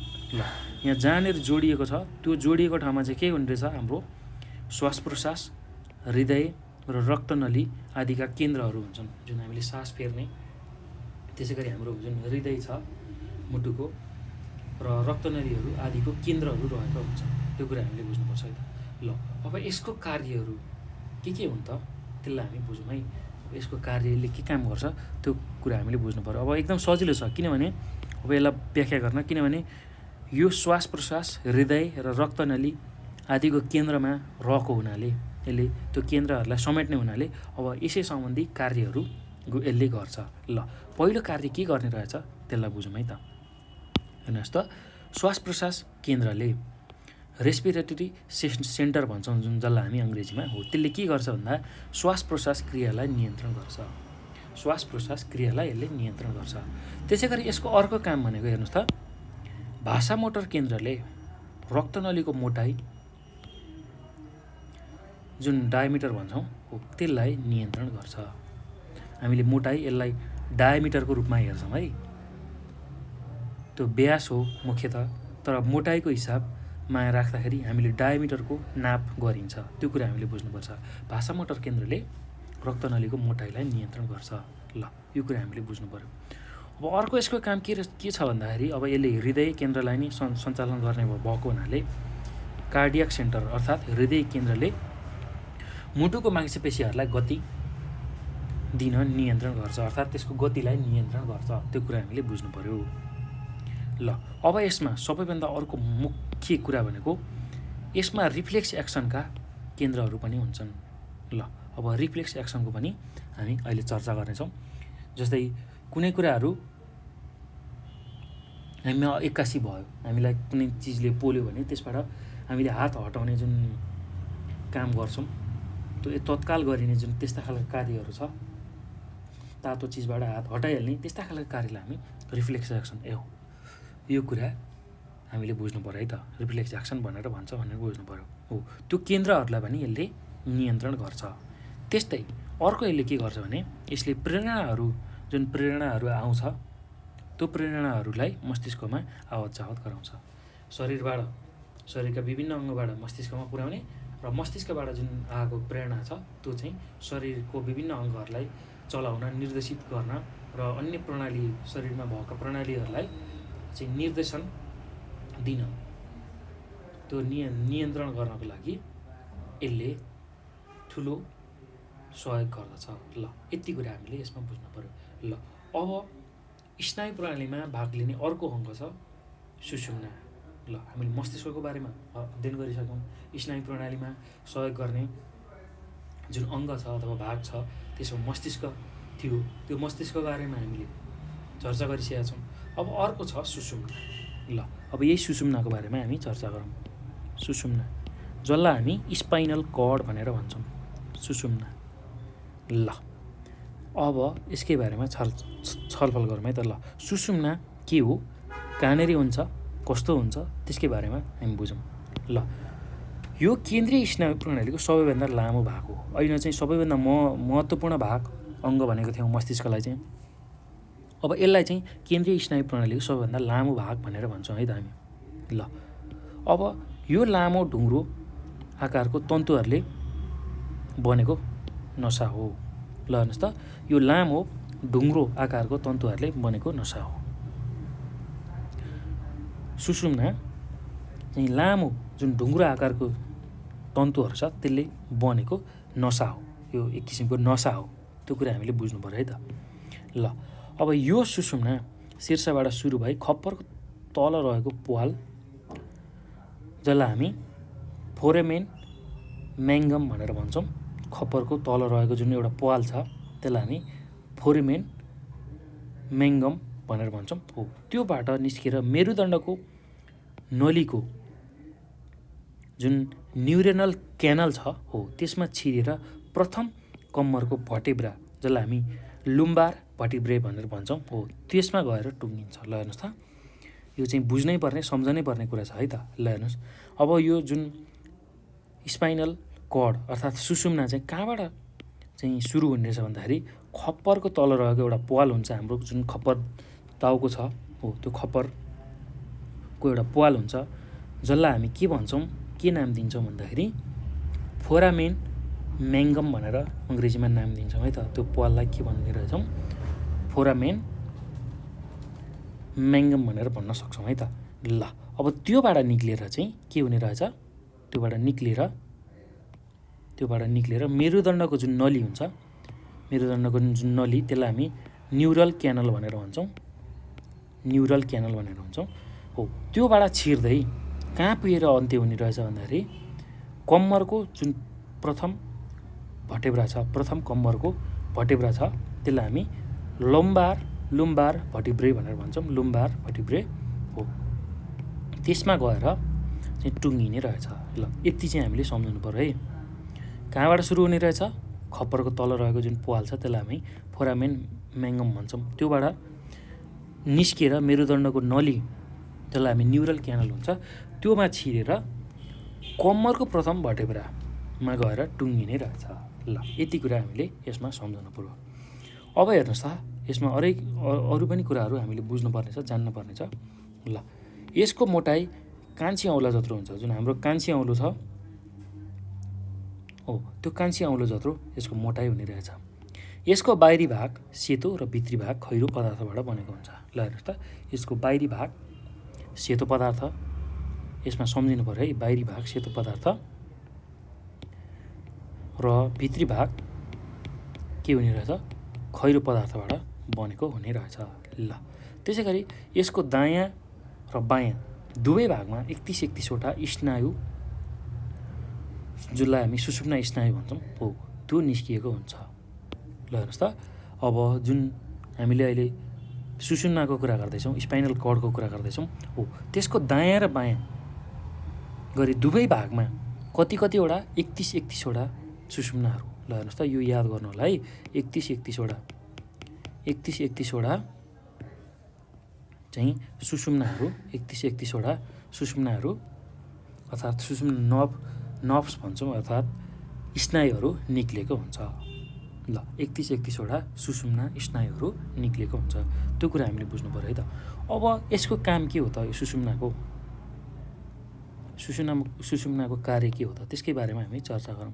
ल अब यसको काम के छ भन्दाखेरि पहिलो काम यसले के गर्छ, मस्तिष्कलाई शरीरका अन्य भागसँग जोड्ने काम गर्छ। हाम्रो जुन मस्तिष्क छ त्यसलाई शरीरका अन्य भागसँग जोड्ने काम गर्छ। त्यस्तै अर्को यसले के गर्छ, यसले प्रतिक्षेपक्षीय जुन क्रिया हुन्छ त्यसलाई हामी रिफ्लेक्स एक्सन भनेर भन्छौँ हो, त्यसको मुख्य केन्द्रका रूपमा काम गर्छ। प्रतिक्षेप जुन क्रिया छ त्यसलाई हामी रिफ्लेक्स एक्सन भन्छौँ अङ्ग्रेजीमा हो, त्यसको मुख्य केन्द्रको रूपमा यसले काम गर्छ। प्रतिक्षेप क्रिया, ल प्रतिक्षेप क्रिया यो याद गर्नलाई है, जसलाई हामी रिफ्लेक्स एक्सन भनेर भन्छौँ हो। अब त्यसको बारेमा नै हामी एकछिन पछाडि अध्ययन गर्छौँ, त्यसलाई पनि हेर्नलाई। अब यसले अर्को के काम गर्छ भने यसले विभिन्न प्रकारका प्रेरणाहरू आवत जावत गराउँछ। यसले विभिन्न प्रकारका जुन प्रेरणाहरू छ त्यसलाई आवत जावत गराउँछ। विभिन्न प्रेरणाहरूमा अब चिसो तातोको अनुभव, गन्ध थाहा पाउने, स्वाद थाहा पाउने, त्यसै गरी आफ्नो शरीरमा भएको पीडा दुःख, यस्ता खालका जुन प्रेरणाहरू छ त्यसको आवत जावत गराउँछ।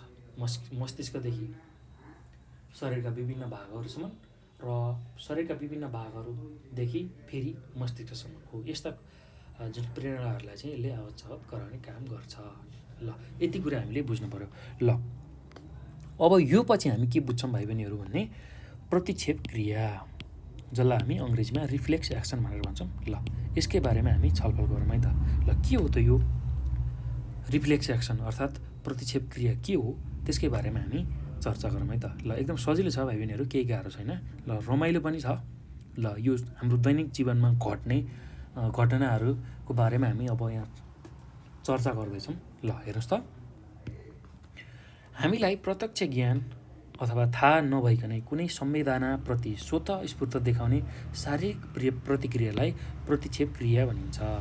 ल हेर्नुहोस् त, रिफ्लेक्स एक्सन अर्थात् प्रतिक्षेप क्रिया भनेको के रहेछ भन्दाखेरि हामीलाई प्रत्यक्ष रूपमा ज्ञान नभइकन अथवा थाहा नभइकन कुनै संवेदनाप्रति स्वतः स्फूर्त शरीरले देखाउने जुन प्रतिक्रिया छ त्यसलाई हामी के भन्ने रहेछौँ, प्रतिक्षेप क्रिया भन्ने रहेछौँ। ल यसलाई अझ मजाले बुझ्नको लागि, जस्तै कि हामीलाई आगोले पोल्छ, हामीले जानी छोयौँ भने पोल्ने भइगयो। र यदि थाहा नपाइकन हामीले आगोले पोल्ने भनेको थाहा नपाइकन हो भाइ बहिनीहरू। जानी जानी कसैले पनि आगोमा हात हाल्दैन, त्यो कुरा तपाईँहरूलाई थाहा छ हो। थाहै नपाइकन, आफूलाई थाहा नै नपाइकन चाहिँ कुनै समय आगो नजिक हाम्रो हात पुग्यो भने त्यति बेला हाम्रो शरीरले देखाउने जुन प्रतिक्रिया छ, एकैछिनमा देखाउने संवेदना अथवा स्वस्फूर्त देखाउने शरीरले देखाउने जुन प्रतिक्रिया छ, त्यसलाई हामी रिफ्लेक्स एक्सन अर्थात् प्रतिक्षेप क्रिया भन्छौँ। र त्यो एकदम चाँडो देखाउने प्रतिक्रियामा के हुन्छ भन्दाखेरि हातलाई त्यो पोलेको ठाउँबाट बाहिर निकाल्ने त्यो काम हाम्रो शरीरले आफसे आफ गर्छ, स्वस्फूर्त रूपमै गर्छ। ल हो, त्यस्तो खालको शारीरिक प्रतिक्रियालाई हामी के भन्ने रहेछौँ? प्रतिक्षेप क्रिया भन्ने रहेछौँ। ल यो कुरा हामीले बुझ्नु पऱ्यो है। अब यी सबै क्रियाहरू सुषुम्नामा भएका केन्द्रहरूबाट नै हुन्छन्। ल यी सबै क्रियाहरू सुषुम्नामा भएका केन्द्रहरूबाट नै हुन्छन्। यस प्रक्रियामा मस्तिष्कको कुनै पनि भूमिका हुँदैन। ल यी सबै क्रियाहरू चाहिँ केबाट हुने रहेछन्? सुषुम्नामा भएको जुन केन्द्रहरू छ, सुषुम्नामा भएको जुन केन्द्रहरू छ त्योबाट हुने रहेछन्। जुन यो रिफ्लेक्स एक्सनको हामी चर्चा गर्दैछौँ हो, त्यो चाहिँ केबाट हुने रहेछ? जुन सुषुम्नामा भएको जुन केन्द्रहरू छ त्योबाट नै चल्ने रहेछ। ल यस प्रक्रियामा मस्तिष्कको कुनै पनि भूमिका हुँदैन। ल हेर्नुहोस् त कस्तो अचम्मको कुरा। यस्तो जुन रिफ्लेक्स एक्सन छ त्यसमा चाहिँ के को भूमिका नहुने रहेछ? मस्तिष्कको चाहिँ भूमिका नहुने रहेछ। जुन सुषुम्नामा भएका केन्द्रहरूबाट नै यो प्रतिक्षेप क्रिया हुने रहेछ, अर्थात् रिफ्लेक्स एक्सन हुने रहेछ। त्यो कुरा हामीले बुझ्नु पऱ्यो है त। ल अब अर्को कुरा यसमा के बुझ्नुहोस् भने यस किसिमका प्रतिक्रिया नै प्रतिक्षेप क्रिया हुन्। ल यस्तो खालको प्रतिक्रिया शरीरले देखायो भने त्यसलाई हामी प्रतिक्षेप क्रिया भनेर भन्छौँ। ल अब यसलाई बुझ्न अझ सहज तरिकाले, जस्तै आगोमा हात पर्नासाथ झट्ट हात तानिन्छ, खुट्टामा काँडा बिझ्नासाथ खुट्टा तानिन्छ, धुलो कण वा किरा आँखामा पर्ने बित्तिकै आँखा बन्द गरिन्छ। ल हेर्नुहोस् त हो, यस्तो अपरचट गरिने कार्यलाई प्रतिक्षेप क्रिया भनिन्छ। ल यो तपाईँहरूले पनि अनुभव गर्नुभएकै होला। आगोमा हात पर्नासाथ त्यहाँबाट झट्ट तानिन्छ, त्यस्तै गरी खुट्टामा हाम्रो काँडा बिझ्नासाथ त्यहाँबाट खुट्टा तानिन्छ, त्यसै गरी धुलोको कण वा किराहरू हाम्रो आँखामा पर्ने अर्थात् भुसुनाहरू आँखामा पर्ने बित्तिकै हामीले आँखा बन्द गर्छौँ। ल यस्तो खालको जुन कार्य छ, क्रिया छ, त्यो अपरचट गरिन्छ, एकदम तत्काल, एकदम छिटो गरिन्छ है त। त्यो कुरा हामीले बुझ्नु पऱ्यो हो। यस्तो खालको क्रियालाई नै हामी प्रतिक्षेप क्रिया भनेर भन्न सक्छौँ। ल एकदम सजिलो छ भाइ बहिनीहरू, केही गाह्रो छैन। ल अर्को कुरा यसमा के बुझ्नु पऱ्यो भने हाम्रो शरीरको कुनै भाग आगोमा पर्नासाथ हटाउने सूचना दिन्छ। ल हाम्रो शरीरको कुनै भाग आगोमा पर्ने बित्तिकै के हुन्छ? त्यहाँ त्यो आगोबाट शरीरलाई हटाउने सूचना हामीले पाउँछौँ। त्यो कुरा हामीले बुझ्नु पऱ्यो है त। ल यो कार्य यति छिटो हुन्छ कि पोलेको खबर मस्तिष्कमा पुग्नु अघि सुषुम्नाले प्रतिक्रिया जनाइसकेको हुन्छ। ल हेर्नु त यति छिटो हुने रहेछ कि मस्तिष्कमा त्यो खबरै नपुग्ने रहेछ, सुषुम्नाले नै त्यो काम गराउने रहेछ। त्यो आगोबाट हात निकाल्ने काम चाहिँ सुषुम्नामा भएको जुन केन्द्रहरू छ, सूचनाको केन्द्रहरू, त्यसैले गर्ने रहेछ। मस्तिष्कमा पनि त्यो सूचनाहरू पुग्न नपाइकन सुषुम्नामा भएको केन्द्रहरूले त्यो आगोबाट हातलाई निकाल्ने काम गर्ने रहेछ। त्यति चाहिँ हामीले बुझ्नु पऱ्यो है त। ल यो प्रतिक्षेप क्रिया अर्थात् रिफ्लेक्स एक्सनमा यति कुराहरू हामीले बुझ्नु पऱ्यो, यति कुराहरू हामीले सम्झाउनु पऱ्यो। ल अब यो पछि भाइ बहिनीहरू हामीले 3वटा प्रणालीको बारेमा चर्चा गरेका थियौँ। केन्द्रीय, स्नायु प्रणाली, स्नायु प्रणालीको 3वटा भाग हुन्छन् भनेर हामीले चर्चा गरेका थियौँ हो। त्यसमा पहिलो छ केन्द्रीय स्नायु प्रणाली, त्यसको बारेमा हामीले चर्चा गरिसक्यौँ। अब अर्को छ परिधिस्थ स्नायु प्रणाली, परिधिस्थ स्नायु प्रणाली, जसलाई हामी के भन्छौँ? पेरिफेरियल नर्भस सिस्टम भनेर भन्छौँ। पेरिफेरियल नर्भस सिस्टम भनेर भन्छौँ। ल अब यसको बारेमा बुझौँ है त। यो भनेको कस्तो हो, यसमा के कार्यहरू हुन्छ त्यसकै बारेमा बुझौँ। अब परिधिस्थ स्नायु प्रणालीको बारेमा हामी चर्चा गरौँ है त। ल हेर्नुहोस् त एकदम सजिलो छ भाइ बहिनीहरू, केही गाह्रो छैन। ल परिधिस्थ स्नायु प्रणाली, जसलाई हामी पेरिफेरियल नर्भस सिस्टम भन्छौँ। अब यसमा के कुरा बुझ्नुपर्छ भने भाइ बहिनीहरू, मस्तिष्क र सुषुम्नालाई शरीरका विभिन्न भागहरूसँग जोड्ने जुन स्नायुहरू हुन्छ, जसलाई हामी नर्भ्स भन्छौँ हो, त्यो चाहिँ परिधिस्थ स्नायु प्रणालीभित्र पर्छन्। मस्तिष्क र सुषुम्नालाई शरीरका विभिन्न भागसँग जोड्ने जुन स्नायुहरू छ, नर्भहरू छ, त्यसलाई परिधिस्थ स्नायु प्रणालीभित्र राख्न सकिन्छ। त्यो कुरा हामीले बुझ्नु पऱ्यो है त। ल अब अर्को कुरा, यस अन्तर्गत मस्तिष्कबाट निस्केको 12 जोडी मस्तिष्क स्नायुहरू सुषुम्नाबाट निस्केर जुन 31 जोडी चैतन्य नसा, जसलाई हामी स्पाइनल नर्भहरू भन्छन्, हो त्यो पर्छ यो भित्र। हेर्नुहोस् त, अब जुन परिदिष्ट स्नायु प्रणाली छ त्यसमा चाहिँ के पर्ने रहेछ भन्दाखेरि बुझ्नुहोस् है, मस्तिष्कबाट जुन निस्केको 12 जोडी मस्तिष्क स्नायुहरू छ, हो त्यो चाहिँ फेरि के हुने रहेछ भन्दा सुषुम्नाबाट निस्केको 31 जोडी चैतन्य नसाहरूमा पर्ने रहेछ। त्यो कुरा हामीले बुझ्नु पऱ्यो है। ल एकदम सजिलो छ, केही गाह्रो छैन, यसलाई सम्झिन। ल यी स्नायुहरूको सम्बन्ध विभिन्न अङ्गहरूसित रहेको हुन्छ। ल यी स्नायुहरू चाहिँ हाम्रो शरीरका विभिन्न अङ्गहरूसँग जोडिएको हुन्छ, त्यसलाई हामीले बुझ्नु पऱ्यो। ल त्यसपछि अर्को कुरा यसमा के बुझ्नु पऱ्यो भने मस्तिष्क स्नायुबाट नै वासना, दृष्टि, श्रवण, स्वाद आदि अनुभवहरू प्राप्त गर्न सकिन्छ। ल हेर्नुहोस् त, जुन यो मस्तिष्क स्नायुको बारेमा हामीले चर्चा गर्दैछौँ, हो योबाट नै के हुने रहेछ भन्दाखेरि दृष्टि, श्रवण, स्वाद आदिको अनुभवहरू हामीले प्राप्त गर्न सक्ने रहेछौँ। ल यसमा अब अर्को कुरा भनेको त्यसै गरी 31 जोडी जुन चैतन्य नसाहरू छन्, स्पाइनल नर्भहरू छन्, त्योबाट चाहिँ शरीरको सूचना मस्तिष्क तथा सुषुम्नामा प्राप्त हुने र मस्तिष्क तथा सुषुम्नाबाट शरीरका विभिन्न भागमा सूचना प्राप्त हुने कार्य हुन्छ। ल हेर्नुहोस् त, हाम्रो जुन 31 जोडी चैतन्य नसाहरू छ, जसलाई हामी स्पाइनल नर्भ भनेर भन्छौँ, हो त्यसबाट चाहिँ के हुने रहेछ भन्दाखेरि शरीरभित्रको जुन सूचनाहरू छ, शरीरभित्रको जुन सूचना हुन्छ मस्तिष्क र सूचनाबाट जुन सुषुम्नाबाट प्राप्त हुन्छ। ल हेर्नुहोस् त, शरीरबाट कहाँ पुग्नु पऱ्यो, मस्तिष्क र सुषुम्नामा चाहिँ त्यो संवेदना थाहा पाउनु पऱ्यो, संवेगहरू थाहा पाउनु पऱ्यो भने र मस्तिष्क र तथा सुषुम्नाबाट हुँदै फेरि शरीरमा आउनु पऱ्यो। जस्तै कि मैले तपाईँहरूलाई यसरी चित्रबाट देखाउँदा अझ बुझ्नुहुन्छ।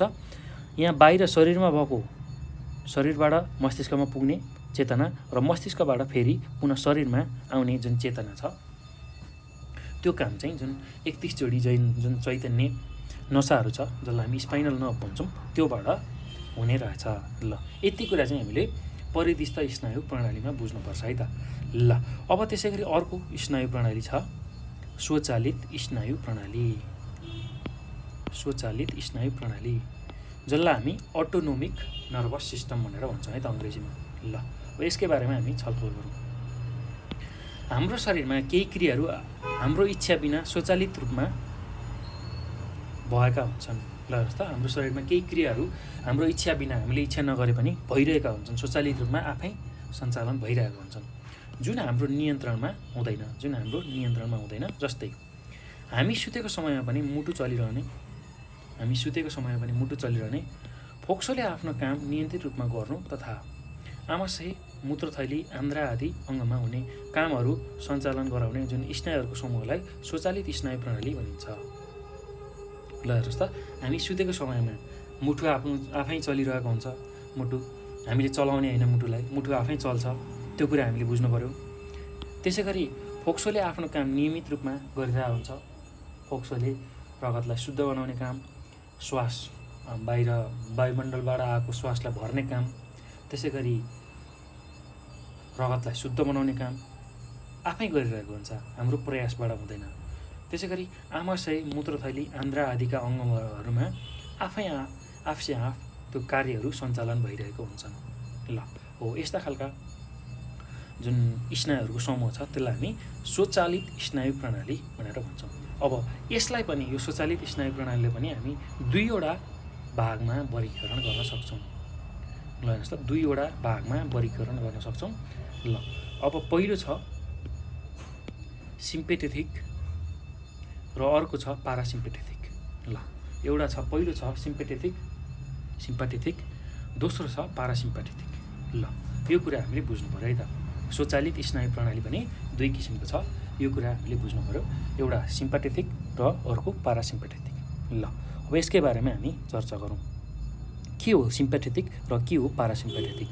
ल यी दुवै स्नायु प्रणालीहरूले एकाअर्काको ठिक विपरीत कार्यहरू गर्छन्। ल हेर्नुहोस् त, जुन सिम्पेथेटिक र पारासिम्पेथेटिकको बारेमा हामी बुझ्दैछौँ, त्यसमा चाहिँ ठ्याक्कै उल्टो प्रक्रियाहरू हुने रहेछ, विपरीत कार्यहरू हुने रहेछ। जस्तै सिम्पेथेटिक जुन प्रक्रिया छ, स्वचालित स्नायु प्रणाली छ, त्यसले चाहिँ के गर्छ भन्दाखेरि हाम्रो आँखाको नानी फुलाउँछ, आँखाको नानी फुलाउँछ। त्यसै गरी रक्तनलीलाई खुम्च्याउँछ, रक्तनलीलाई खुम्च्याउँछ, मुटुको ढुकढुकी बढाउँछ। यति काम चाहिँ यसले गर्ने रहेछ। सिम्पेथेटिकले आँखाको नानी फुलाउँछ, रक्तनली खुम्च्याउँछ, मुटुको ढुकढुकी बढाउँछ। त्यस्तै अब पारासिम्पेथेटिकले ठ्याक्कै त्यसको उल्टो काम गर्छ, ठ्याक्कै विपरीत कार्य गर्छ। पारासिम्पेथेटिकले चाहिँ हाम्रो आँखाको नानी खुम्च्याउँछ, त्यसै गरी मुटुको ढुकढुकीलाई बढाउँछ, घटाउँछ। त्यो कुरा हामीले बुझ्नु पर्यो है, ठ्याक्कै उल्टो छ है। हामीले सिम्पेथेटिकमा चाहिँ के भन्यौँ, आँखाको नानी फुलाउने, रक्तनली खुम्च्याउने, त्यसै गरी मुटुको ढुकढुकी बढाउने काम गर्छ। अब पारासिम्पेथेटिकमा चाहिँ आँखाको नानी खुम्च्याउने र मुटुको ढुकढुकीलाई घटाउने, कम गर्ने काम गर्छ है त। ल यो कुरा हामीले बुझ्नु पर्यो। ल अब यसरी दुई प्रकारका स्वचालित स्नायु प्रणालीले शरीरका स्वचालित कार्यहरूलाई सन्तुलन गर्छ। ल जुन यो सिम्पेथेटिक र पारासिम्पेथेटिक जुन स्वचालित स्नायु प्रणाली छ, यसले नै हाम्रो शरीरमा हुने जुन स्वचालित कार्यहरू छ त्यसलाई एकदम सन्तुलित बनाउने रहेछ। त्यो कुरा हामीले बुझ्नु पर्यो। अब भाइ बहिनीहरू, यहाँ एउटा क्रियाकलाप दिएको छ, त्यसलाई पनि हेरौँ। यहाँ के गर भनेको छ त्यो कुरा हामीले बुझौँ है त। ल यहाँ हेर्नुहोस् त, यो क्रियाकलापमा के दिएको छ भन्दाखेरि हामीले के बुझ्नु पर्यो भने आवश्यकता अनुसारको समूह निर्माण गर्नुहोस्। ल तपाईँहरू कक्षामा जतिजना हुनुहुन्छ तपाईँहरूको आवश्यकता अनुसार समूह निर्माण गर्ने र स्नायु प्रणालीलाई स्वस्थ राख्नको लागि गरिने उपायहरू र यहाँ यसका कार्यहरूका सम्बन्धमा कक्षामा शिक्षकको उपस्थितिमा छलफल गर्नुहोस्। ल हेर्नुहोस् त, आफ्नो जो स्वास्थ्य तथा शारीरिक शिक्षाको शिक्षक हुनुहुन्छ हो, उहाँहरूसँग छलफल गर्नु पऱ्यो। उहाँसँग छलफल गर्नु पऱ्यो, सबैजना साथीहरू मिलेर एउटा समूह बनाएर। त्यसमा चाहिँ के गर्नु पऱ्यो भन्दा स्नायु प्रणालीलाई स्वस्थ राख्न के उपायहरू गर्न सकिन्छ। ल हेर्नुहोस् त, अब स्नायु प्रणालीमा सबैभन्दा मुख्य अङ्ग भनेको हाम्रो मस्तिष्क हो, त्यसै गरी सुषुम्ना हो। त्यो दुईटाको चाहिँ हामीले सुरक्षा गर्नु पऱ्यो। मस्तिष्कमा कुनै चोटपटक लाग्नु दिनु भएन, यदि लागिहालेमा तत्काल त्यसको उपचार गर्नुपर्छ। र सुषुम्नामा पनि कुनै खालको चोटपटक लाग्ने, दुर्घटना हुन दिनु भएन। एकदम सचेत भएर मात्रै कार्य गर्नु पऱ्यो, किनभने सचेत भएर कार्य गरिएन भने हामी दुर्घटनामा पर्न सक्छौँ। त्यसै गरी प्रायःजसो दुर्घटना चाहिँ सवारी साधन चलाउँदाखेरि हुने हुन्छ हो। त्यसैले सवारी साधन चलाउँदाखेरि एकदम होसपूर्वक, ध्यानपूर्वक चलाउने गर्नुपर्छ। र सवारी साधन चलाउँदाखेरि मोटरसाइकलमा सवार गर्दै हुनुहुन्छ भने दुवैजनाले हेलमेट लगाउन सक्नुहुन्छ। साइकलमा यात्रा गर्दै हुनुहुन्छ भने पनि त्यसमा हेलमेटको प्रयोग गर्न सकिन्छ। अब यसरी चाहिँ हामीले टाउकोको सुरक्षा गर्न सक्यौँ भने, टाउकोलाई जोगायौँ भने हामी मस्तिष्कलाई चोट लाग्नबाट बचाउन सक्छौँ। मस्तिष्कलाई चोट लाग्नबाट बचाउनु भनेकै के हो भन्दाखेरि यो जुन स्नायु प्रणाली छ त्यसलाई स्वस्थ राख्ने उपाय हो। त्यो कुरा हामीले लेख्नु पऱ्यो है त। ल भाइ बहिनीहरू, अब यो सँगसँगै हाम्रो स्नायु प्रणालीमा हामीले बुझ्नुपर्ने कुराहरू यो पाठमा, यो एकाइमा यति नै हुन्। अब यो पछि हामीले के कुराहरू चाहिँ सिक्यौँ त, स्नायु प्रणाली पढ्दाखेरि के कुराहरू जान्यौँ त्यसकै बारेमा हामी छलफल गरौँ। ल एकदम सजिलो छ, केही गाह्रो छैन। ल अब सारांशको रूपमा के कुराहरू बुझेछौँ त यो पाठ पढ्दाखेरि, त्यसलाई हामी केलाउँ है त। ल पहिलो कुरा के बुझ्यौँ भने हामीले स्नायु प्रणालीमा हाम्रो शरीरभित्र हुने प्रणालीहरू तथा अङ्गहरूलाई नियन्त्रण गर्ने र निर्देशन दिने प्रणालीलाई स्नायु प्रणाली भनिन्छ। ल हेर्नुहोस् त, के रहेछ स्नायु प्रणाली भनेको? हाम्रो शरीरभित्र जुन हुने प्रणाली छ र अङ्गहरूलाई नियन्त्रण गर्ने र निर्देशन दिने जुन प्रणाली छ त्यसलाई स्नायु प्रणाली भन्ने रहेछौँ। ल यस प्रणालीले शरीरभित्र हुने विभिन्न क्रियाहरूको नियन्त्रण र पारस्परिक समन्वय कायम गर्छ। हाम्रो शरीरभित्र जे क्रियाकलापहरू हुन्छन् त्यसलाई नियन्त्रण गर्ने र एक आपसमा पारस्परिक समन्वय कायम गर्ने रहेछ। ल त्यो कुरा हामीले बुझ्नु पऱ्यो। ल अर्को कुरा के यसमा हामीले बुझ्नु पऱ्यो भन्दाखेरि हामीले के कुरा बुझ्यौँ भन्दाखेरि स्नायु प्रणालीको सबैभन्दा सानो कार्यात्मक इकाइलाई न्युरोन भनिन्छ। स्नायु प्रणालीको सबैभन्दा सानो कार्यात्मक जुन इकाइ छ त्यसलाई हामी न्युरोन भनेर भन्दछौँ। त्यो कुरा हामीले बुझ्नु पर्यो। स्नायु प्रणालीको सबैभन्दा सानो कार्यात्मक एकाइलाई न्युरोन भनेर भन्छौँ, जसलाई स्नायु तन्तु पनि भनिन्छ, त्यो कुरा हामीले बुझ्नु पर्यो। ल त्यो कुरा हामीले बुझ्यौँ है त। अब अर्को हेर्नुहोस् त, स्नायु प्रणालीलाई मुख्य रूपमा 3 भागमा विभाजन गर्न सकिन्छ। ती हुन् केन्द्रीय स्नायु प्रणाली, परिदिष्ट स्नायु प्रणाली र स्वचालित स्नायु प्रणाली। यसमा के कुरा बुझ्नु पर्यो भन्दाखेरि स्नायु प्रणालीलाई 3टा भागमा हामीले बाँड्न सक्ने रहेछौँ। त्यसै गरी केन्द्रीय स्नायु प्रणाली पहिलो, दोस्रो परिदिष्ट स्नायु प्रणाली र तेस्रो स्वचालित स्नायु प्रणाली। त्यति कुरा हामीले यो पाठमा सिकेछौँ है त। ल स्नायु प्रणालीलाई 3वटा भागमा विभाजन गर्न सकिरहेछ भन्ने कुरा हामीले बुझेछौँ। अर्को कुरा हामीले यो पाठमा के बुझेछौँ भने केन्द्रीय स्नायु प्रणाली अन्तर्गत मस्तिष्क र सुषुम्ना पर्छन्। ब्रेन एन्ड स्पाइनल कर्ड चाहिँ केन्द्रीय स्नायु प्रणाली अन्तर्गत पर्ने रहेछ, त्यो कुरा हामीले बुझ्यौँ है त। अर्को कुरा यसमा के कुरा बुझेछौँ भने यो पाठमा केन्द्रीय स्नायु प्रणालीको मुख्य भाग मस्तिष्क हो। केन्द्रीय स्नायु प्रणालीको मुख्य भाग मस्तिष्क हो। मस्तिष्कले शरीरका विभिन्न भागहरूबाट प्रेरणा लिने स्नायुहरूद्वारा विभिन्न अङ्गहरूमा खबर पठाउने कार्य गर्छ। ल हेर्नुहोस् त, मस्तिष्कले शरीरका विभिन्न भागहरूबाट प्रेरणा लिने स्नायुहरूद्वारा विभिन्न अङ्गहरूमा खबर पठाउने कार्य गर्दछ, त्यो कुरा हामीले बुझ्नु पर्यो। ल अब अर्को छ हेर्नुहोस् त, केन्द्रीय स्नायु प्रणालीको तल्लो भाग सुषुम्ना हो। केन्द्रीय स्नायु प्रणालीको सबैभन्दा तलको भाग के हो? सुषुम्ना हो। यसले प्रतिक्षेप कार्यको नियन्त्रण गर्छ। प्रतिक्षेप कार्य भनेको रिफ्लेक्स एक्सन भनेर हामीले जुन कुरा गरेका छौँ, बुझिसकेका छौँ, हो त्यसको कार्य जुन छ त्यसको नियन्त्रण गर्छ। ल त्यो कुरा हामीले बुझ्नु पर्यो है त। अब अर्को कुरा यहाँ के कुरा बुझ्नु पर्यो भने मस्तिष्क र सुषुम्नालाई शरीरका विभिन्न भागसँग जोड्ने स्नायु परिदिष्ट स्नायु प्रणालीभित्र पर्छन्। ल हेर्नुहोस् त, मस्तिष्क र सुषुम्नालाई शरीरका विभिन्न भागसँग जोड्ने जुन स्नायुहरू छन् त्यो चाहिँ के भित्र पर्ने रहेछ? हाम्रो परिदिष्ट स्नायु प्रणालीभित्र पर्ने रहेछ। मस्तिष्क र शरीरका सुषुम्नालाई जोड्ने जुन शरीरसँग जोड्ने विभिन्न भागहरू जोड्ने स्नायुहरू छ त्यो चाहिँ परिदिष्ट स्नायु प्रणालीभित्र पर्ने रहेछ। ल अब त्यसमा के पर्ने रहेछ भन्दाखेरि यसबाट मस्तिष्कबाट निस्कने 12 जोडी मस्तिष्क स्नायु र सुषुम्नाबाट निस्कने 31 जोडी चैतन्य, जसलाई हामी स्पाइनल नर्भ भन्छौँ, त्यो पर्ने रहेछ। ल यो कुरा चाहिँ सम्झनु पर्यो है त। अब परिदिष्ट स्नायु प्रणालीभित्र के पर्ने रहेछ भन्दा मस्तिष्क र सुषुम्नालाई शरीरका विभिन्न भागसँग जोड्ने स्नायुहरू पर्ने रहेछ।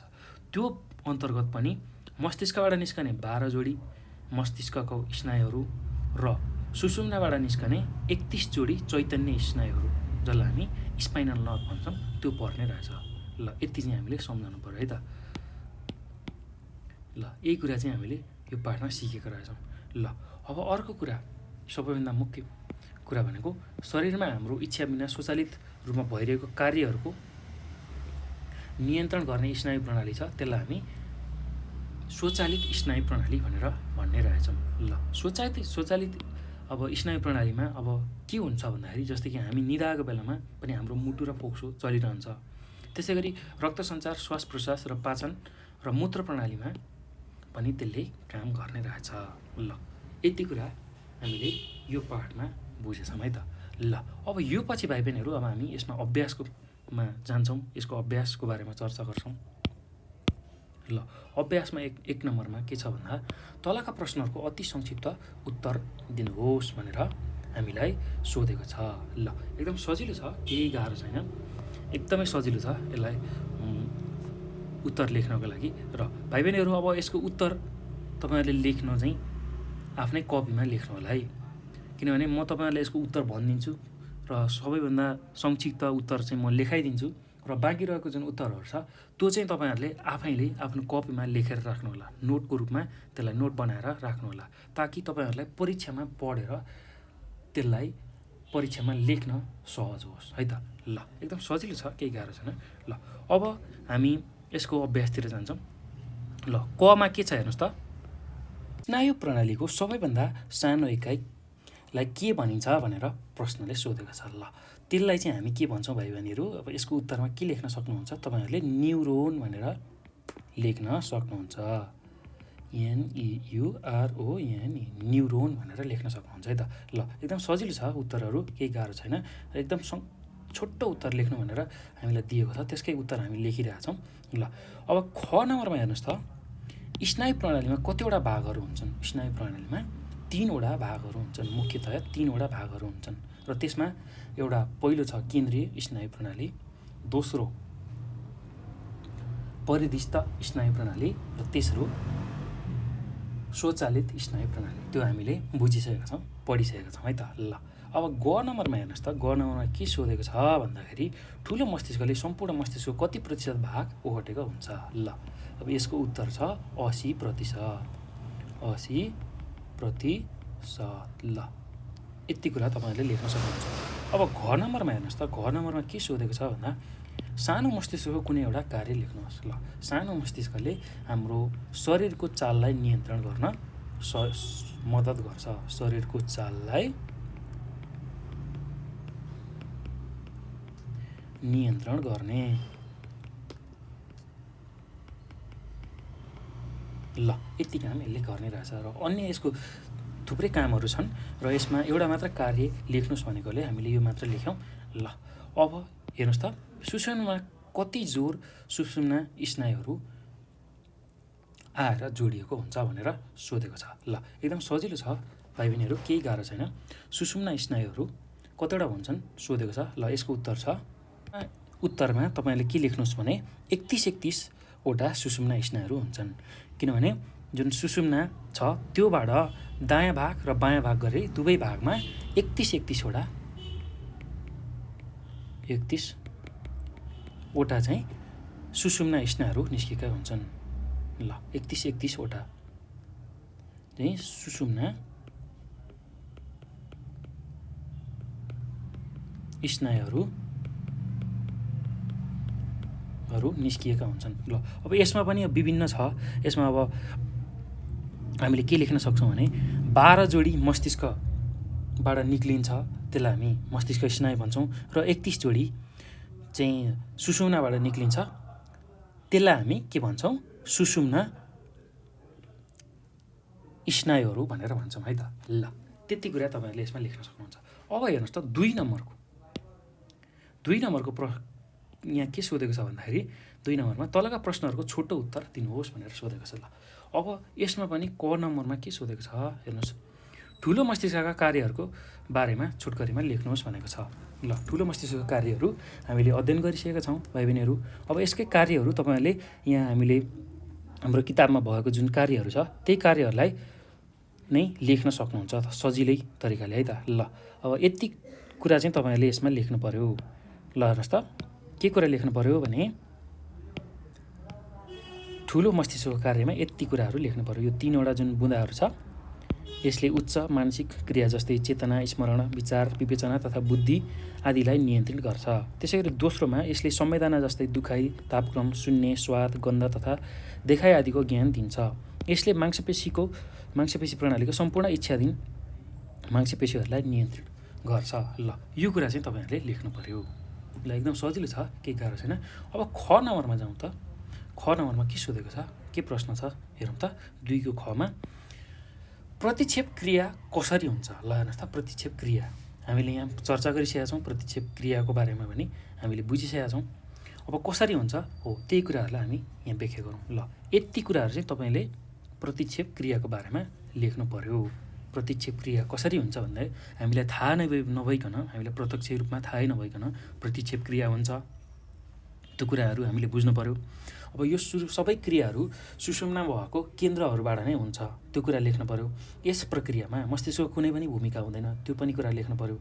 यस्ता किसिमको प्रतिक्रिया नै प्रतिक्षेप क्रिया हुन्छ भनेर हामीले लेख्नु पर्यो। अब जस्तै आगोमा हात पर्न साथ झट्टा हात हामीले तान्ने, त्यसै गरी खुट्टामा काँडा भिज्न साथ खुट्टा तान्ने, धुलो कण वा किरा आँखामा पर्ने बित्तिकै आँखा बन्द गर्ने हो। यस्तो खालको अपरचट गरिने जुन कार्य छ त्यसलाई हामी प्रतिक्षेप कार्य भनेर भन्छौँ। ल अब हाम्रो शरीरको कुनै भागमा यसरी आगोमा पर्यो अथवा कुनै तातो वस्तुमा अथवा चिसो वस्तुमा पर्यो भने त्योबाट हात हटाउने सूचना चाहिँ हामीले पाउँछौँ। त्यो केबाट पाउँछौँ भन्दा सुषुम्नाबाट पाउँछौँ, मस्तिष्कबाट होइन, सुषुम्नाबाट चाहिँ त्यो सूचना हामीले पाउँछौँ। त्यो कुरा हामीले बुझ्नु पऱ्यो है त। ल यति कुराहरूलाई तपाईँले लेख्न सक्नुहुन्छ। ल एकदम सजिलो छ, केही गाह्रो छैन। अब हेर्नुहोस् त, गमा स्वचालित स्नायु प्रणालीले कसरी काम गर्छ। ल हेर्नुहोस् त, स्वचालित स्नायु प्रणाली हामीले भर्खरै कुरा गरेकै छौँ। ल स्वचालित स्नायु प्रणाली हाम्रो बसमा केही पनि हुँदैन। स्वचालित स्नायु प्रणालीमा मुटुले आफ्नै तरिकाले धड्किरहेको हुन्छ, आफ्नै तरिकाले काम गरिरहेको हुन्छ। फोक्सोले आफ्नै तरिकाले श्वास प्रश्वास लिने काम गर्छ। त्यसै गरी आमाशय, मूत्रथैली, आन्द्रा लगायत विभिन्न अङ्गहरू जुन छ त्यसले आफ्नै तरिकाले कामहरू गरिरहेको हुन्छ। ल त्यही कुराहरू तपाईँले लेख्न सक्नुहुन्छ। अब यो पछि हामीले 3 नम्बरको प्रश्नमा जान्छौँ। ल हेर्नुहोस् त, 3 नम्बरको प्रश्नमा के सोधेको छ भन्दाखेरि तलका प्रश्नहरूको लामो उत्तर दिनुहोस् भनेर सोधेको छ। ल एकदम सजिलो कार्य छ यो झन्। यसमा के गर्नु पर्यो भन्दाखेरि तपाईँहरूले भाइ बहिनीहरू, ल पहिलो काम क नम्बरमा के छ, ठुलो मस्तिष्कको बनावट र कार्यहरूको बारेमा प्रश्न वर्णन गर्नुहोस्। ल ठुलो मस्तिष्कको बनावट र कार्यको बारेमा स्पष्ट रूपमा वर्णन गर्नुहोस् भनेको छ। ल ठुलो मस्तिष्कको बनावट र कार्य, ल हामीले यहाँ जुन कुरा पढेको छौँ त्यही कुराहरूलाई तपाईँले लेख्न सक्नुहुन्छ। ल ठुलो मस्तिष्कको बनावट, ठुलो मस्तिष्क यहाँनिर छ, तपाईँले यति कुरा चाहिँ लेख्नु पऱ्यो है यसमा। बनावट, यो बनावटको बारेमा र यसको कार्य, यो बनावटमा यो पनि पर्छ र यसको कार्य, यति कुरा चाहिँ तपाईँहरूले आफ्नो उत्तरमा लेख्नु पर्यो। ल यही सबै भएको यहाँ किताबमा भएको मैले यहाँ देखाएको कुराहरू, यहाँ चिन्ह लागेको कुराहरू, यो घेराभित्र राखेको, हरियो घेराभित्र राखेको सबै कुराहरू तपाईँले यसमा उत्तरको रूपमा लेख्नु पर्यो है त। ल एकदम सजिलो छ, हामीले पढेर आएको कुरा हो, पढेर बुझिसकेको कुरा हो, त्यही कुराहरू तपाईँले लेख्नु होला है त।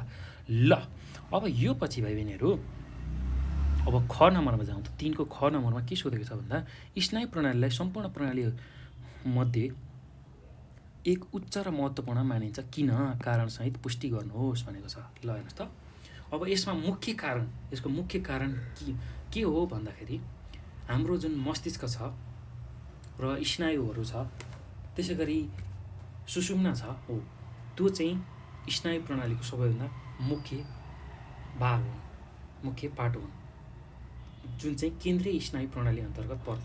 त्यो कुरा हामीले बुझ्नु पर्यो।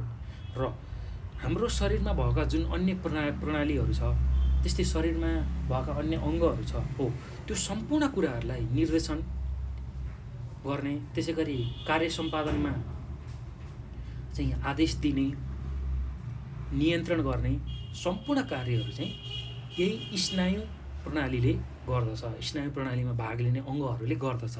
त्यो भएको हुनाले यसलाई, यो स्नायु प्रणालीलाई हामी सम्पूर्ण प्रणालीहरूमध्येको एक उच्च र महत्त्वपूर्ण प्रणालीको रूपमा लिन्छौँ। ल यति कुरा चाहिँ तपाईँहरूले नछुटाइ लेख्नु पऱ्यो है त। मुख्य कुरा भनेको यही हो, किनभने सबै जुन प्रणाली हुन्छ शरीरमा भएको त्यसलाई निर्देशन गर्ने, त्यसलाई नियन्त्रण गर्ने र सबै अङ्गहरूको समन्वय गराउने काम चाहिँ केले गर्छ, यही स्नायु प्रणालीले गर्दछ। ल यति कुरा चाहिँ हामीले यसमा लेख्नु पऱ्यो। ल भाइ बहिनीहरू, अब यो सँगसँगै हामीले यो स्नायु प्रणालीको बारेमा धेरै कुराहरू बुझ्यौँ, त्यसपछि यसको अभ्यासहरू पनि गऱ्यौँ। ल अब यति कुराहरू छलफल गरिसक्दा तपाईँहरूले धेरै कुराहरू बुझिसक्नु भएको होला, धेरै कुराहरू तपाईँले थाहा पाइसक्नु भएको छ। र यदि यति कुराहरू जानिरहँदा तपाईँहरूलाई कुनै जिज्ञासा, समस्याहरू लागेको छ, कुनै ठाउँमा कन्फ्युजन भएको छ भने तपाईँहरूले हामीलाई 9849595895 यो नम्बरमा हामीलाई कल गरेर आफ्नो समस्या, जिज्ञासाहरू राख्न सक्नुहुन्छ। त्यसै गरी यही नम्बरमा भाइबरमा हामीलाई एड गरेर, त्यसै गरी वाट्सएपमा पनि एड गरेर आफ्नो समस्या, जिज्ञासाहरू राख्न सक्नुहुन्छ है त। ल त्यस्तै गरी नेपाल अनलाइन स्कुलको जुन फेसबुक छ हो, त्यसमा पनि हामीसँग जोडिएर आफ्नो जिज्ञासा, समस्याहरू राख्न सक्नुहुन्छ।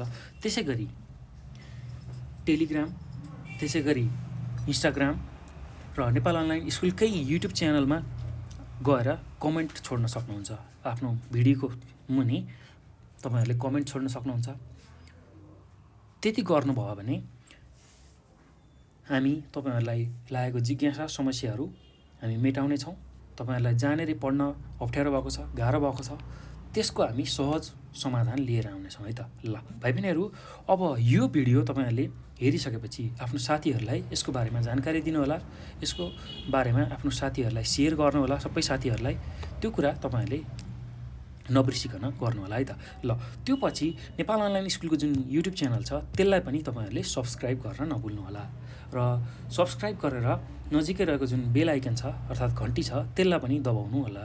त्यो गर्नु भयो भने तपाईँहरूले हामीले अपलोड गर्ने जुन भिडियोहरू छ त्यो सबैभन्दा चाँडो प्राप्त गर्न सक्नुहुन्छ र त्यसबाट आफूलाई चाहिएको कुराहरू सजिलै पढ्न सक्नुहुन्छ है त। ल भाइ बहिनीहरू, यति नै कुरा मैले यो भिडियोमा गरेँ र योभन्दा पछाडि एकाइ दुईमै रहेको मानव शरीरभित्रै रहेको केही प्रणालीहरू अझै हामीले पढ्न बाँकी छ हो, त्यसकै बारेमा हामी चर्चा गर्नेछौँ है त अर्को भिडियोमा। ल त्यो भिडियो पनि तपाईँहरूले नछुटाइकन त्यो भिडियोलाई पनि हेर्नु होला है त भाइ बहिनीहरू।